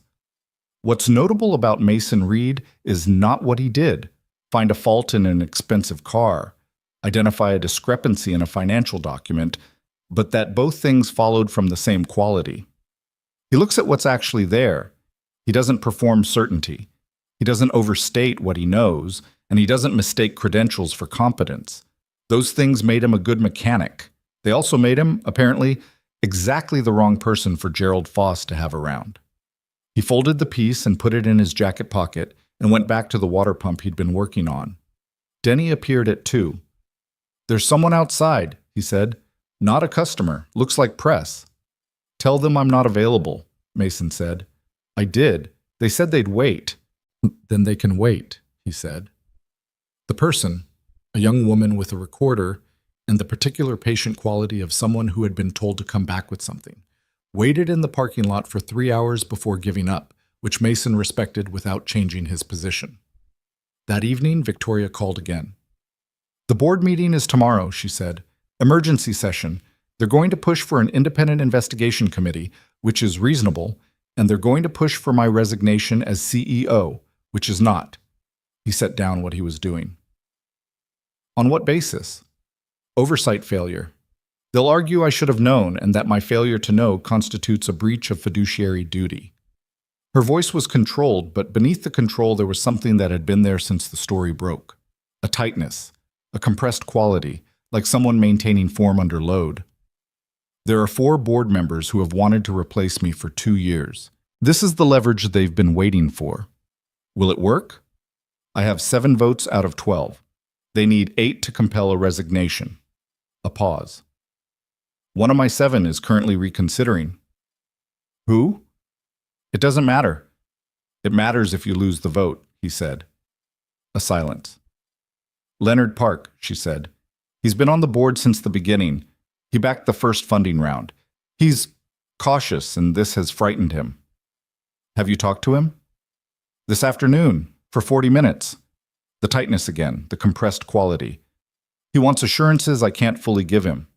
He wants me to tell him I understand everything that happens in my company, and I can't tell him that because I didn't, and I won't pretend otherwise." What did you tell him? I told him the truth, she said, that I missed it, that I've restructured my oversight model as a direct result, and I can explain exactly what I've changed and why. That the person who found it was someone I hired against my team's advice, on instinct, because he demonstrated a quality of attention that my credentialed people apparently lacked. She paused. He said it wasn't reassuring that I'd relied on instinct. What did you say to that? I said the alternative was to keep relying on credentials and see what we got. A short pause. He didn't laugh. He doesn't sound like a laugher, Mason said. He's not. She was quiet for a moment. I don't know if I'm going to win tomorrow. He heard it for what it was. Not a request for reassurance, not quite. More like someone saying a true thing out loud because they needed to hear how it sounded. I know, he said. I built this company, she said, and there was something under it, something that wasn't in her voice very often, raw and unprocessed, the feeling behind the fact. I built it from, I had $140 when I incorporated. I wrote the first contracts on a used laptop in a studio apartment, and I worked 18 hours a day for 4 years. And I know this company the way you know a car you built yourself. Every system, every decision. She stopped. And I missed this. You found it, he said, or you supported finding it, which is the same thing. That's not how the board sees it. The board didn't build it, he said. You did. Another silence, this one long enough that he thought she might be deciding something. Whatever happens tomorrow, she said finally, I want you to know that the program is protected. I've had it structurally separated from my executive authority. Even if they remove me, the initiative continues. I'm not worried about the program right now, he said. I know, I'm telling you anyway. A pause. It matters to me that it continues regardless. He looked at the wall of the kitchen, the calendar there, the date of Ava's surgery circled in red. March 14th, confirmed 2 weeks ago, the slot that Dr. Mehta had reserved. Victoria, he said, go get ready for tomorrow. Don't stay up running the scenarios. You know the argument you're going to make. Make it. She was quiet for a moment. You're very calm for someone whose life has been significantly disrupted by all of this. It was disrupted in a direction I'm okay with, he said. Another of those almost laughs, and then she said goodnight, and he sat with the phone in his hand for a while before putting it down. The board meeting lasted 6 hours. He knew because she texted him at 7:15 a.m. that it was starting, and then he didn't hear anything until 1:37 in the afternoon, when his phone showed a text from her that said, 7 to 5, I'm still CEO. He read it twice. Then he typed back, good, and after a moment added, now eat something. Her response took 4 minutes. Renata says the same thing. It's annoying from both of you. He put the phone away and told Denny, who had been anxiously pretending not to be anxiously waiting for news, that it had gone her way. Good, Denny said, with more feeling than he usually put into single words. Then, after a moment, can I ask you something? You're going to anyway, Mason said, which had become a phrase he used now without fully registering where he'd picked it up. Are you and her? Denny gestured vaguely with a wrench, indicating a category of relationship without specifying it. We're working together, Mason said. Right, Denny said, in the tone of someone who has decided not to pursue it. The truth was that Mason didn't entirely know how to answer the question, and he wasn't someone who spent a great deal of energy on questions he couldn't yet answer. What he knew was that Victoria Hale showed up at the shop most weeks at least once, sometimes twice, and that the visits had shifted from being entirely about the program to being something harder to categorize. He knew that she'd started bringing coffee from a place in the city she liked, 2 cups, without asking if he wanted any, the way you do when you've learned someone's preference and stopped making it a question. He knew that she'd been present at 2 of Ava's school events because she'd asked, not him, directly, but Ava, during one of her office visits with Renata, whether parents were allowed to come, and Ava had said yes and given her the dates. He also knew that whatever it was building on a foundation that had started with her saying something cruel in front of cameras and him choosing not to respond to it, and that the distance between that moment and where they were now was significant, and that the path between them had been made of difficult, honest things rather than easy, agreeable ones, which was the only kind of path he trusted. He was thinking about none of this, or all of it at once, when his phone rang at 4:15 with a number he recognized as Meridian Pediatric Cardiac Center. "Mr. Reed," the voice said, "this is Dr. Mehta's office. I'm calling because we've had a cancellation in our surgical schedule. We have a slot available February 28th. That's 2 weeks earlier than your current date. I wanted to call you first before we filled it, given Ava's presentation." He thought about the gradient on the echo, the window closing, the number Dr. Calloway had used, approaching. "Yes," he said. "We'll take it." He hung up and sat down on the stool near the workbench, which was something he rarely did in the middle of the day because there was always something to do, and sitting felt like stopping, and stopping felt dangerous. February 28th was 6 weeks away. He called the school and left a message for Ava's teacher asking her to let Ava know he'd be picking her up himself today, not the after-school program. Then he called Dr. Calloway's office to let them know about the schedule change. Then he sat for another minute on the stool, doing nothing, just letting the information settle into place. Carla came in from the far bay, wiping her hands, saw him sitting, and slowed. "Everything okay?" she said. "Surgery got moved up," he said. "February 28th. She nodded slowly. "You need to go get her?" "In an hour." "Go," she said. "I'll close up." "There's still the—" "I'll close up," she said again, firmly, in the tone of someone who was not inviting negotiation. He went. He told Ava about the new date at the kitchen table with 2 glasses of orange juice between them, because he'd learned years ago that important conversations went better with something physical to hold. She listened. She turned her glass on the table, making a slow, wet ring. Then she said, "February 28th is before my school play." He hadn't known about the school play. "What's the play?" "Charlotte's Web. I'm the narrator." She looked at him, not upset, just reporting. "Mrs. Galloway said I was the best reader, so I got narrator." "When's the play?" "March 7th. He did the math, 6 days post-surgery. She'd still be in the hospital. He looked at her. "I know," she said, before he could say anything. "I know I won't be able to do it." She turned the glass again. "Can Mrs. Galloway find another narrator?" "She'll find someone," he said.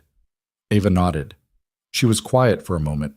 Then she said, "Is February 28th better than March 14th? For my heart?" "The doctor thinks so," he said. "Then, okay," she said.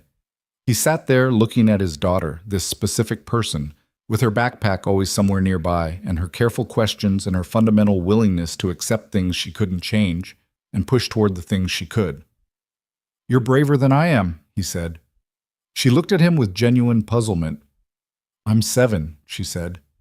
"You're a grown-up." "I know," he said. "Still." She seemed to find this assessment suspect, but didn't pursue it. They ate dinner, pasta, Denny would be unsurprised to know, and did her homework and watched 30 minutes of the nature documentary series she'd been working through. A new episode about deep-sea creatures that Ava found compelling and slightly alarming in equal measure. At bedtime, she said from under her blankets, "Can Victoria come to the hospital?" He was in the doorway. "What?" "When I have the surgery. Can she come?" She wasn't asking it with particular weight. It had the tone of a logistical question, like whether they'd be able to bring her book, or whether the hospital had a certain TV channel. "She texted me. She said I could text her whenever I wanted." "You have her number?" he said. "Renata gave it to me," she said. "Like 3 weeks ago." He stood in the doorway for a moment. "I'll ask her," he said. "You don't have to ask. I already did." She pulled the blankets up. She said yes. He stood there for a second more, then said goodnight and turned off the light.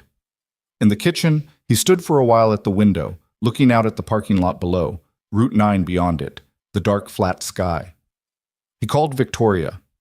She picked up on the second ring. "Ava texted me," she said before he could speak, "about the surgery date." "I know. She told me." A pause. "Is it okay that I said yes?"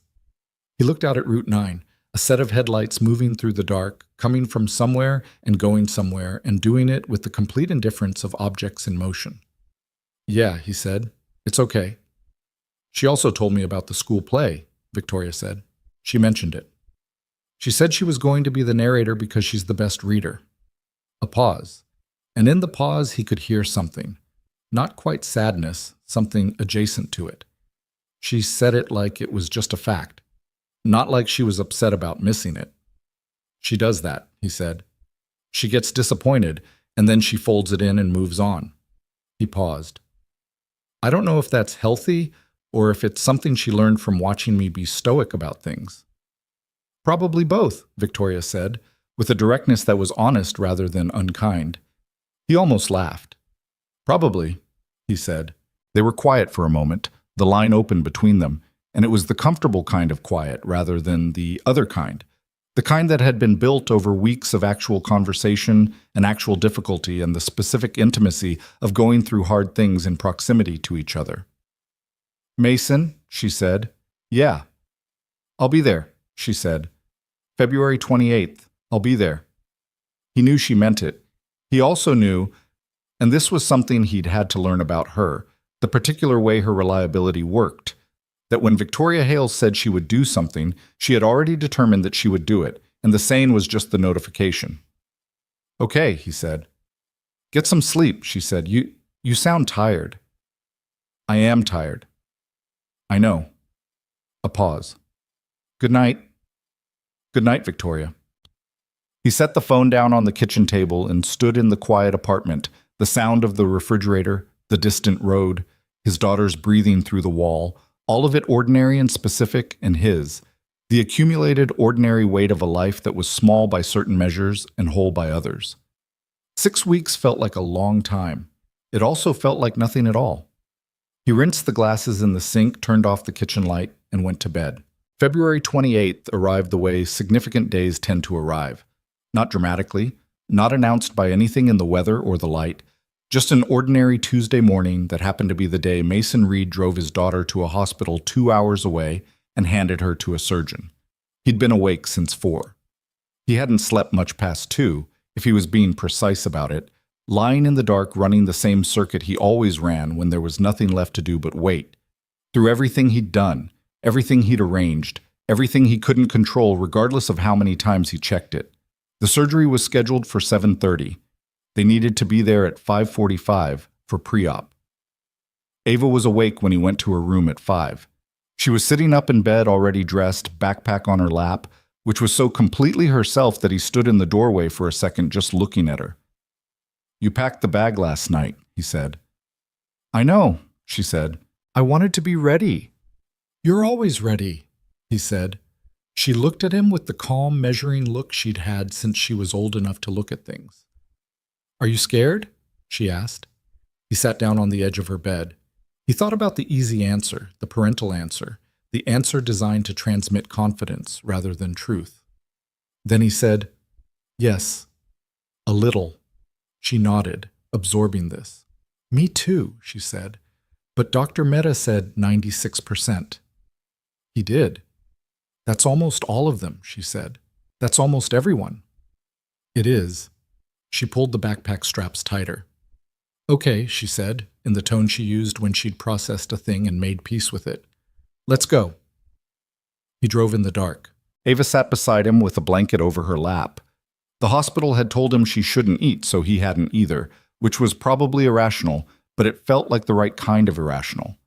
And they listened to the radio low and watched the dark fields go past on either side of the highway. There was no conversation for most of it, not the uncomfortable kind of no conversation, the other kind.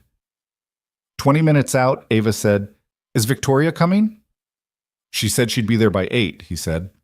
Ava nodded. I told her to bring something to read, she said, because waiting is boring. He glanced at her. When did you tell her that? Last week. We've been texting. She looked out the window. She's funny in texts. She uses punctuation wrong on purpose. She says it's ironic. He didn't say anything for a moment. Did she tell you that? She explained it, Ava said. I don't totally get irony yet, but I get that she's doing it on purpose, which I think is the part that matters. He turned back to the road. The headlights moved ahead of them through the dark. Dad, Ava said. Yeah. After this is fixed, she pressed a hand to her chest, the same gesture she'd always used. That specific small hand over the specific space where her heart was, will I be the same? Like the same as other kids? He thought about Dr. Mehta's words. Full functional recovery, a normal life expectancy, no restrictions on activity beyond the first year post-op. You'll be better, he said. Not just the same as other kids. Better than you've been. She thought about this. Will I be able to run faster? Probably. Priya can run really fast, she said, with the particular seriousness of someone identifying a meaningful benchmark. Like, really fast. Give it a year, he said. She settled back into her seat, apparently satisfied, and looked out at the dark going pale at the edges, the first gray of a winter dawn coming up over the flat horizon. The pre-op process was what pre-op processes always were. A series of rooms, a series of people, a series of forms, all of it designed to be reassuring and all of it carrying underneath it the inescapable fact of what was about to happen. Mason signed things. Ava changed into the hospital gown, which she regarded with the dignified tolerance of someone wearing a thing they find undignified but are willing to accommodate. A nurse named Diane put in the IV line with a gentleness that Ava acknowledged with a thank you and a small flinch. Dr. Mehta came in at 6:50. He spoke to Ava first, as he always did.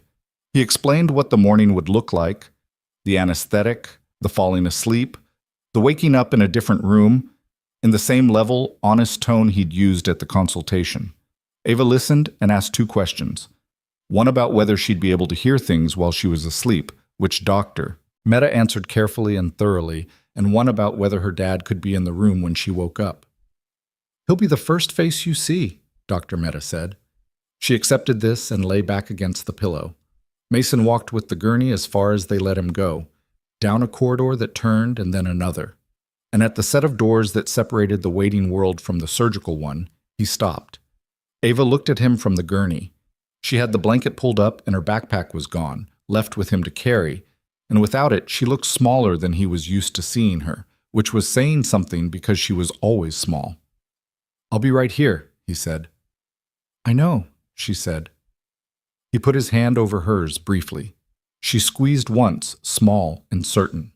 Then the doors opened and she went through, and he stood there in the corridor until the doors swung shut and she was gone. He stood there for what might have been a full minute, not moving, not thinking, just standing in the corridor with her backpack over his shoulder and the particular silence of a place where loud things happen quietly.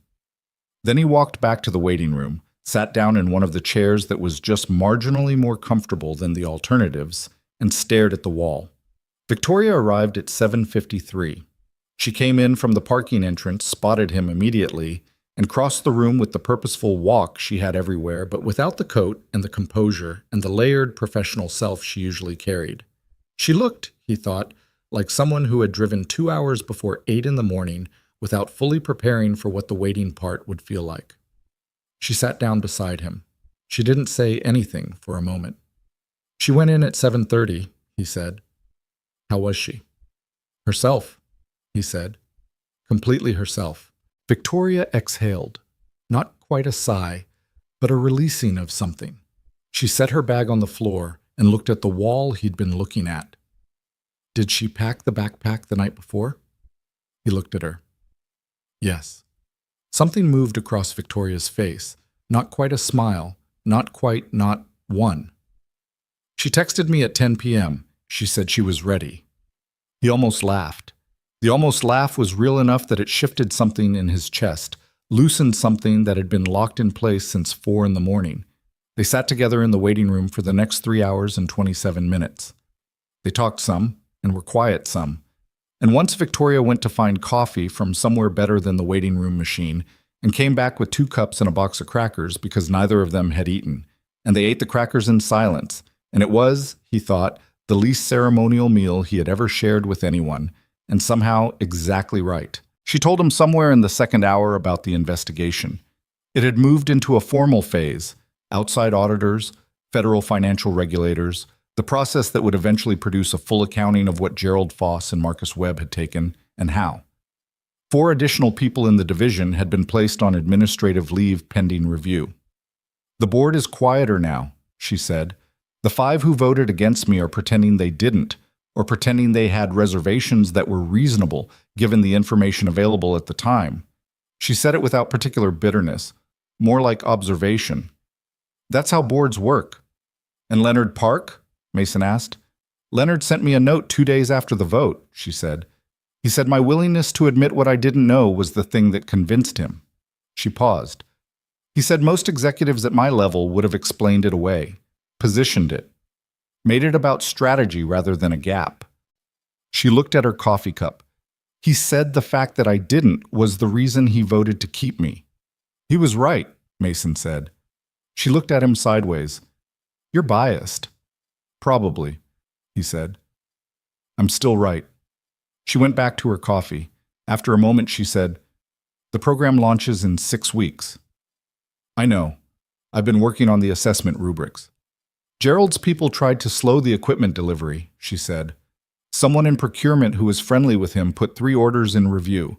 Renata caught it and escalated, and it's resolved now, but... She stopped. But it's a reminder, he said. That there are people who'd rather the program failed, she said. Yes.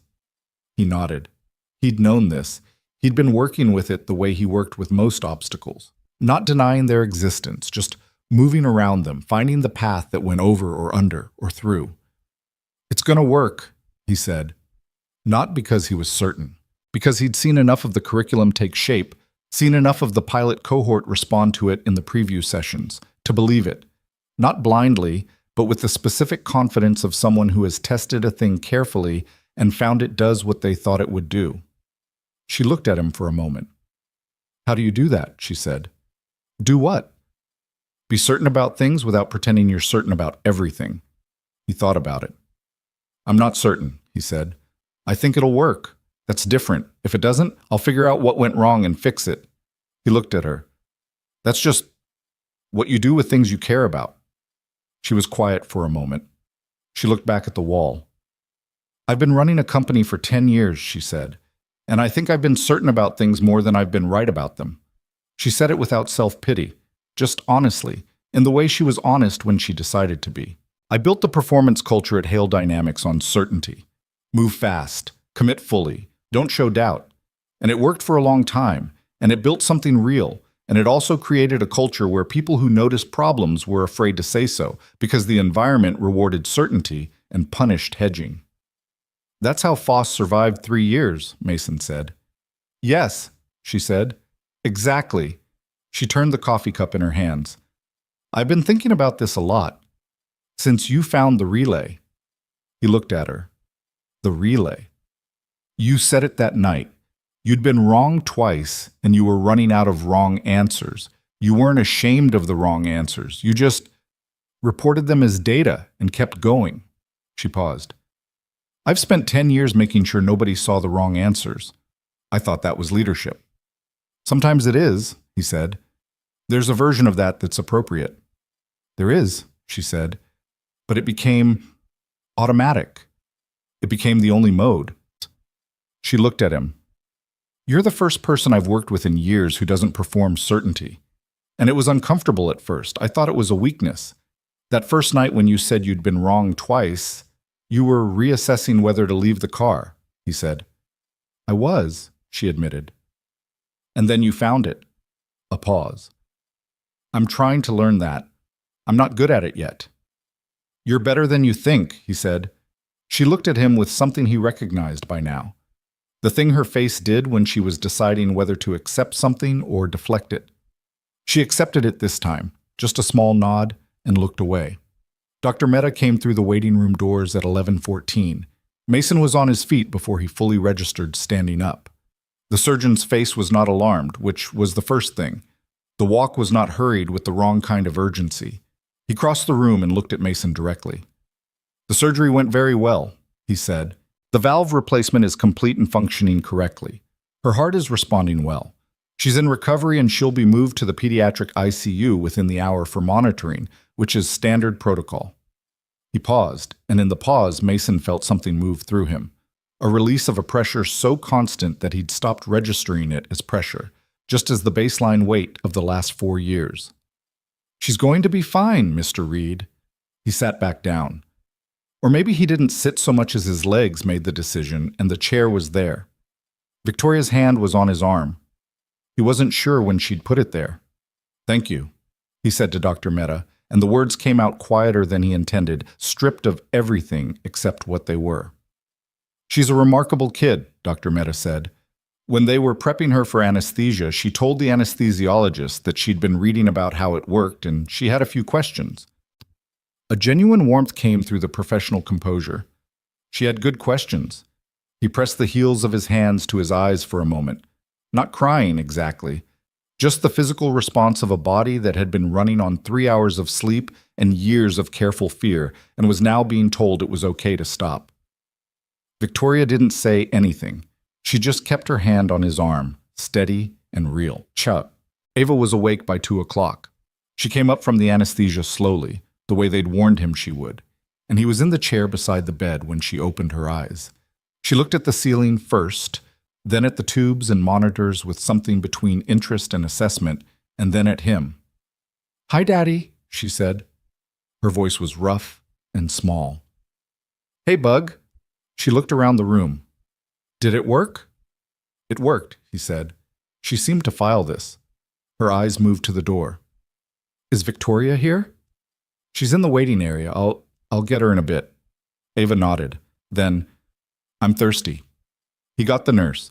He got water with a bent straw because she couldn't sit up easily yet. She drank it with concentration and then looked at the ceiling again. "My chest feels like something heavy is on it," she said. "That'll be there for a while," he said. "It's normal." "It doesn't hurt exactly," she said, doing the thing she did. Precise inventory, accurate reporting. "It just feels like pressure." "I know." "Okay," she said. She looked at him. "You should eat something. You look pale." He almost laughed. He did laugh, actually. A real one, short and surprised. "I'm fine." "You didn't eat breakfast," she said. "I had crackers." "That's not breakfast," she said, with the authority of someone who had been fed consistently all her life and had opinions about it.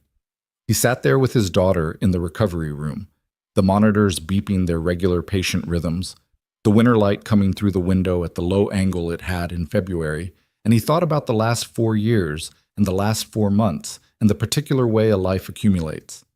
Victoria came in at 3. She stopped just inside the door, and he watched her face do something he hadn't seen before, something unguarded and unself-conscious, a kind of relief that was larger than professional, than strategic, than any of the categories she usually operated in. Ava turned her head toward the door, and her face, pale and tired and carrying its new weight, made the expression it made for people she was genuinely glad to see. "You came," Ava said. "I told you I would," Victoria said, crossing to the other side of the bed. "I know, but you're busy." Ava said this not as a complaint, but as an acknowledgement. She'd learned, apparently, something about the texture of Victoria's days. "Not today," Victoria said. She sat in the chair on the far side and looked at Ava with the expression Mason had only ever seen directed at Ava. Clear and undefended and open in a way that her professional self had carefully learned to prevent. "How are you feeling?" "Pressure," Ava said, "and thirsty. And also my dad needs to eat." Victoria looked across the bed at Mason.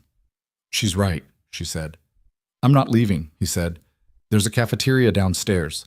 Renata is in the waiting room. She can sit with Ava for 20 minutes while you get something real." "I said I'm fine. And I said you should eat." Victoria said it in a tone that was not unkind and also was not going to move. 20 minutes. She'll be here when you get back." He looked at Ava, who was watching this exchange with what appeared to be quiet satisfaction. 20 minutes, he said. He was gone 23 minutes. He ate a sandwich that tasted like nothing in particular and drank bad coffee and sat at a cafeteria table looking at the wall, letting his body do what it needed to do with stillness and food and the specific knowledge that the thing he'd been afraid of for 4 years had not happened. When he came back, Victoria and Ava were talking. He stood in the doorway for a moment without interrupting. "Because the irony is when you say the opposite of what you mean," Victoria was saying, "but both people know you mean the opposite, so it's like shared code." Ava's brow was furrowed. "But how do you know the other person knows?" Context, Victoria said, and tone, and time. You learn who someone is, and you know what they actually mean. Ava considered this. That sounds like it takes a long time. Usually, Victoria said. The good things do. He came into the room. Victoria looked up and he sat back in his chair, and the three of them were quiet for a while, the monitors keeping their rhythm, the February light moving slowly across the floor. Ava was discharged 8 days later on a Saturday. She walked out of the hospital on her own, slowly, carefully, with the specific deliberateness of someone who has been told to take it easy and is taking it easy in the most independent way available to them, and got into the passenger seat and put her seatbelt on herself, which was the thing she'd wanted to do for reasons that were entirely her own. "Ready?" Mason said. "Ready," she said. He drove home. She fell asleep 20 minutes in, her head against the window the same way it always had been, and he drove carefully and watched the road and felt something he didn't have a precise name for. Not relief exactly, because relief implies that something dangerous has passed, and what he felt was more like the lifting of a ceiling he hadn't realized was there. A sense of space. The shop was quiet when they got back. Carla had taken a half day. Denny had been left in charge, which meant the shop was functional if slightly chaotic. He got Ava upstairs and onto the couch, with her blanket and the nature documentary series, and a glass of water. And she was asleep again within 15 minutes. He stood in the kitchen and looked at the apartment, the calendar on the wall with March 14th still circled in red, a date that no longer meant what it had meant, and February 28th beside it in different ink, and the school play flyer on the refrigerator that Ava had put up and he hadn't had the heart to take down. He picked up his phone and texted Victoria. "We're home." Her response came in 4 minutes. "Good. How is she?" "Asleep." "She's okay."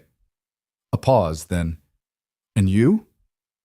He looked at his daughter on the couch, the blanket up to her chin, the specific sound of her breathing that he had listened to through walls for years, and that was now, according to Dr. Mehta, doing what it was supposed to do.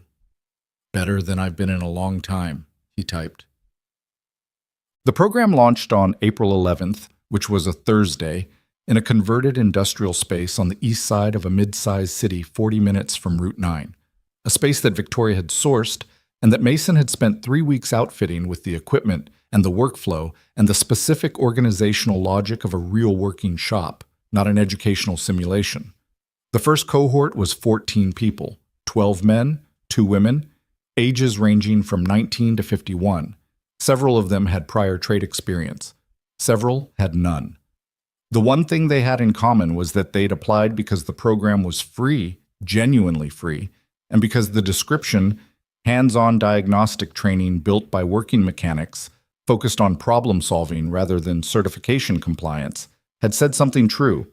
Mason stood in front of them on the first morning and did not give a speech. He'd been thinking about whether to give a speech and had decided against it, because the things he wanted to say weren't speech things, they were small things, the kind you only understand after you've done them. He said, "There are tools on the benches. Each station has a diagnostic unit and a manual. We're going to start by looking at an engine that doesn't run, and I want each of you to tell me what you think might be wrong with it.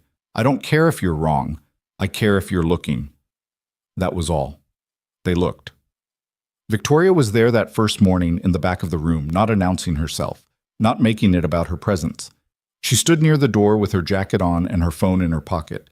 Not her hand, her pocket, which he had learned was the tell that she wasn't working, and she watched. At lunch, they stood outside with sandwiches from the place down the block, leaning against the brick wall in the April sun, and she said, "The woman in Station 7. Denise," he said. "She ran her own shop for 12 years. It closed last year. She already knows most of this. She knows what she knows," he said. "She doesn't know what she doesn't know. That's the point." He ate his sandwich. "In 3 months, she's going to be better than she was at her own shop. And she's going to know why." Victoria was quiet for a moment. Station 3, the young kid. Marcus, 19, no prior experience. His father was a mechanic. "He keeps starting and stopping," she said, "like he's afraid of being wrong." "Yeah," Mason said. "He'll get past it. Or he won't, and that'll be useful information too." He looked at the street. You can't teach someone not to be afraid. You can just show them that wrong answers are data and give them enough time with data that fear becomes less interesting than the problem. She looked at him. You said that to me once, about being wrong. I say it a lot, he said. It's the truest thing I know about work. She looked back at the street. It's the truest thing I know about most things, she said. I just took a long time to understand it. He looked at her profile, so the particular set of her face, the quality of attention she gave to things she was genuinely considering. He thought about the woman who had stepped out of $1 million car in the rain and made a cutting remark to a crowd of reporters with cameras. He thought about how far that woman was from the person standing beside him eating a sandwich in the April sun. And then he thought that maybe the distance wasn't as large as it appeared. That maybe what had changed wasn't the person, but the context, the things she was looking at, the specific problems in front of her that called out different parts of who she was. People were not fixed. He knew this. He'd seen it in the shop, in the way a car that looked finished could still change under your hands if you kept your attention on it. The ones who seemed immovable were usually just waiting for the right pressure in the right place. I want to say something to you, he said. She looked at him. Okay? About what you said in my break room, that first real conversation, about building something by being the only person willing to work harder and care less. He paused. I don't think you ever cared less. I think you decided caring less was the professional thing, and you practiced it until you got good at it. But it was always a practice. It wasn't you. She was quiet. The person who came to the hospital at 8 in the morning and brought crackers and talked to my daughter about irony, he said, that's not someone who learned to care less. That's someone who forgot she didn't have to. She looked at the street for a long moment. When she looked back, there was something in her face that he recognized now. The thing that appeared when she was deciding not to deflect. That might be the kindest thing anyone has said to me in a long time, she said. It's also just accurate, he said. The corner of her mouth moved. You can't help it, she said. You always have to make it practical. Practical things can be kind, he said. She looked at him for another moment, then she looked away, back at the street, and finished her sandwich. And they stood in the sun for a while longer before going back inside. 3 months after the pilot launch, the program graduated its first cohort. 13 of the 14 completed it. The 51-year-old who'd come in with decades of general mechanic experience had gotten a job offer in the 5th week and left to take it, which Mason counted as a success on slightly different grounds. Of the 13 graduates, 11 were employed in trade work within 60 days. Denise from Station 7 had opened a new shop. A small one bay, a lift she'd bought secondhand, in her hometown. Marcus, the 19-year-old who'd been afraid of being wrong, turned out to have an instinct for electrical systems that Mason had identified by the 3rd week and developed deliberately, and had been hired by a specialty shop an hour away that did restorations. The outcomes were written up by the Education Initiative team and presented to the board of Hale Dynamics in September, and even the 4 board members who had voted for Victoria's removal sat quietly through the presentation without significant objection. Gerald Foss pleaded to reduce charges in November. Marcus Webb had cooperated with investigators in exchange for a lighter outcome. The full investigation had uncovered $4.3 million over 3.5 years. The outside auditor's report was published, and Victoria published a response alongside it that did not explain away her oversight failure, but described, in specific and accountable terms, what she had changed and why. The press covered it. Some of the coverage was fair, and some of it looked for angles that weren't there, and Victoria managed it the way she managed most things, directly, without performing humility or performing certainty, just saying what was true. Ava got her scar.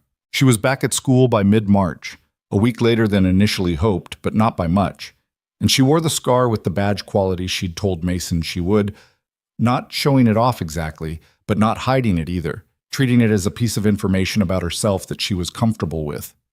Dr. Mehta's team was pleased with her recovery, which was progressing well and then better than well. By summer, she was running in the backyard of the apartment, racing against herself, watching her times improve week by week, with the kind of focused, methodical pleasure of someone discovering what their body can actually do. Mason watched her from the back step one evening, July, the light going long and gold over the parking lot, Ava running figure eights between the painted lines left from someone's old parking space markers, her arms pumping, her face entirely intent. Victoria was beside him on the step. They'd settled into something over the months that didn't have a simple name and didn't need one. A proximity that was chosen, sustained, built in increments rather than announced. She came to the shop on Wednesdays.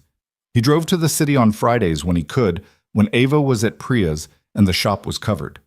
They ate meals and talked about the program and talked about things that weren't the program and existed in a space between them that was made of honesty and time. It wasn't perfect. She worked too many hours and forgot to eat and still had the reflexive quality of managing situations before she'd finished listening to them, a habit she was aware of and working on with uneven results. He was too slow to ask for things and too quick to assume problems were his to solve alone, and had a stubbornness about receiving help that she called out directly and without apology, because that was how she did things. They were both imperfect in ways that were legible to each other. That was something. Ava did a running sprint past them, came to a stop, turned around with her hands on her knees, breathing hard, and grinned. "Did you time that?" she asked. "Didn't have my phone ready," Mason said. She straightened up. "Victoria, did you time it?" Victoria held up her phone. "I started late. Might be off by a second." Ava came over and looked at the screen. "That's still faster than last week," she said with enormous satisfaction. "It is," Victoria said. Ava looked between them with the particular look she'd been wearing all summer. Not innocent exactly, not calculating either, just the look of someone who sees a thing clearly and doesn't need to comment on it. "I'm going to do one more," she said, and turned and ran. Mason watched her go. "Dr. Mehta says her 6-month scan is clear," he said. "I got the report yesterday." "I know," Victoria said. "She texted me." He turned and looked at her. "She texted you the scan results?" She said, and I'm quoting, "My heart is officially fixed and I am faster than Priya now." Victoria's face did the thing it did for Ava, the open, undefended thing. She included a picture of the scan, which I didn't know how to read, but I said it looked great.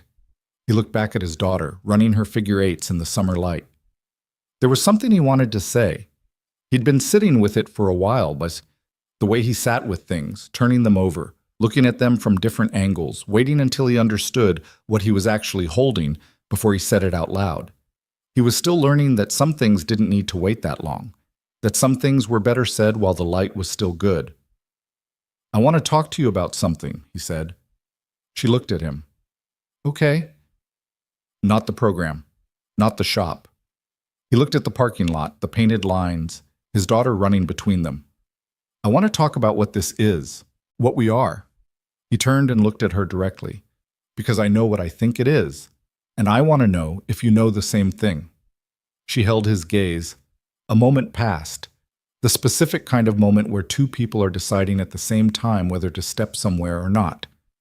"I think," she said carefully, "that I drove 2 hours in the dark to sit in a hospital waiting room eating crackers, and that I didn't mind, and that I'm standing in a parking lot on a Wednesday evening watching a kid run laps, and I'm content in a way I haven't been in a very long time." She paused. "And that I've been trying to figure out when to say that out loud, because I don't have a good track record with things I care about. I tend to manage them instead of being in them." "I know," he said. "I'm trying not to do that with this," she said. "I know that too," he said. She looked at him. "I'm not easy to be with," she said. "I want to be clear about that. I'm not going to magically become simpler because—" "Victoria," he said. She stopped. "I fix cars," he said. "I don't mind complicated." She looked at him for a moment, and then she laughed. An actual laugh, real and unguarded. The kind she gave maybe twice a week, the kind he'd learned to wait for because it was worth waiting for. "That's the most mechanical romantic statement I've ever heard," she said. "I stand by it," he said. Ava came running back, slowing to a stop in front of them, hair escaping in every direction, face fully alive. She looked at Victoria. She looked at her father. She had the look again, the clear-eyed, seeing look. "Are you guys doing the awkward thing?" she said, "where grown-ups say something important but pretend it's regular conversation?" Mason looked at his daughter. "Possibly." Ava considered this with great seriousness. Then she looked at Victoria. Do you want to stay for dinner? Victoria looked at Ava, then at Mason, then back at Ava. What's for dinner? She said. Pasta, Ava said. But Victoria, can you make it? Because Dad makes the same kind every time. Mason opened his mouth. She has a point, Victoria said. She's 7, he said. She's right, Victoria said. Ava was already heading for the stairs, satisfied, as if a thing she'd been patiently waiting to arrange had finally arranged itself. Victoria stood up from the step and picked up her jacket, and she looked at Mason with the expression he had the most affection for, the one that was honest and a little wry and not performing anything for anyone. He thought about the parking lot on Route 9, the rain, the engine that couldn't find the problem it needed someone to look carefully enough to find. He thought about the relay, small enough to hold between 2 fingers, simple enough that its failure mode made obvious sense once you found it, and how most of what breaks is like that. Not dramatic, not catastrophic on the surface, just a small thing in a specific place that nobody thought to look until someone ran out of wrong answers. He thought about what he'd figured out over the years, about fixing things, that the ones worth fixing aren't the ones without problems. They're the ones where the problem has a cause, and the cause has a solution, and the solution requires someone willing to keep looking until they find it. He stood up from the step. Come on then, he said. I'll make the pasta. You can tell me what I'm doing wrong. I have several notes, she said, and followed him inside. The July light settled over the parking lot, over Route 9, over the shop with its modest sign going gold in the last of the day. Inside, a 7-year-old with a healed heart set the table with the deliberate care she brought to everything. A man who understood broken things found the pasta in the cabinet. A woman who was learning to stop managing and start being stood in a kitchen that wasn't hers and was, tentatively and honestly and without guarantees, beginning to feel like it could be.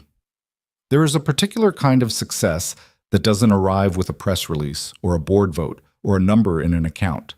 It arrives in the ordinary way that most real things do.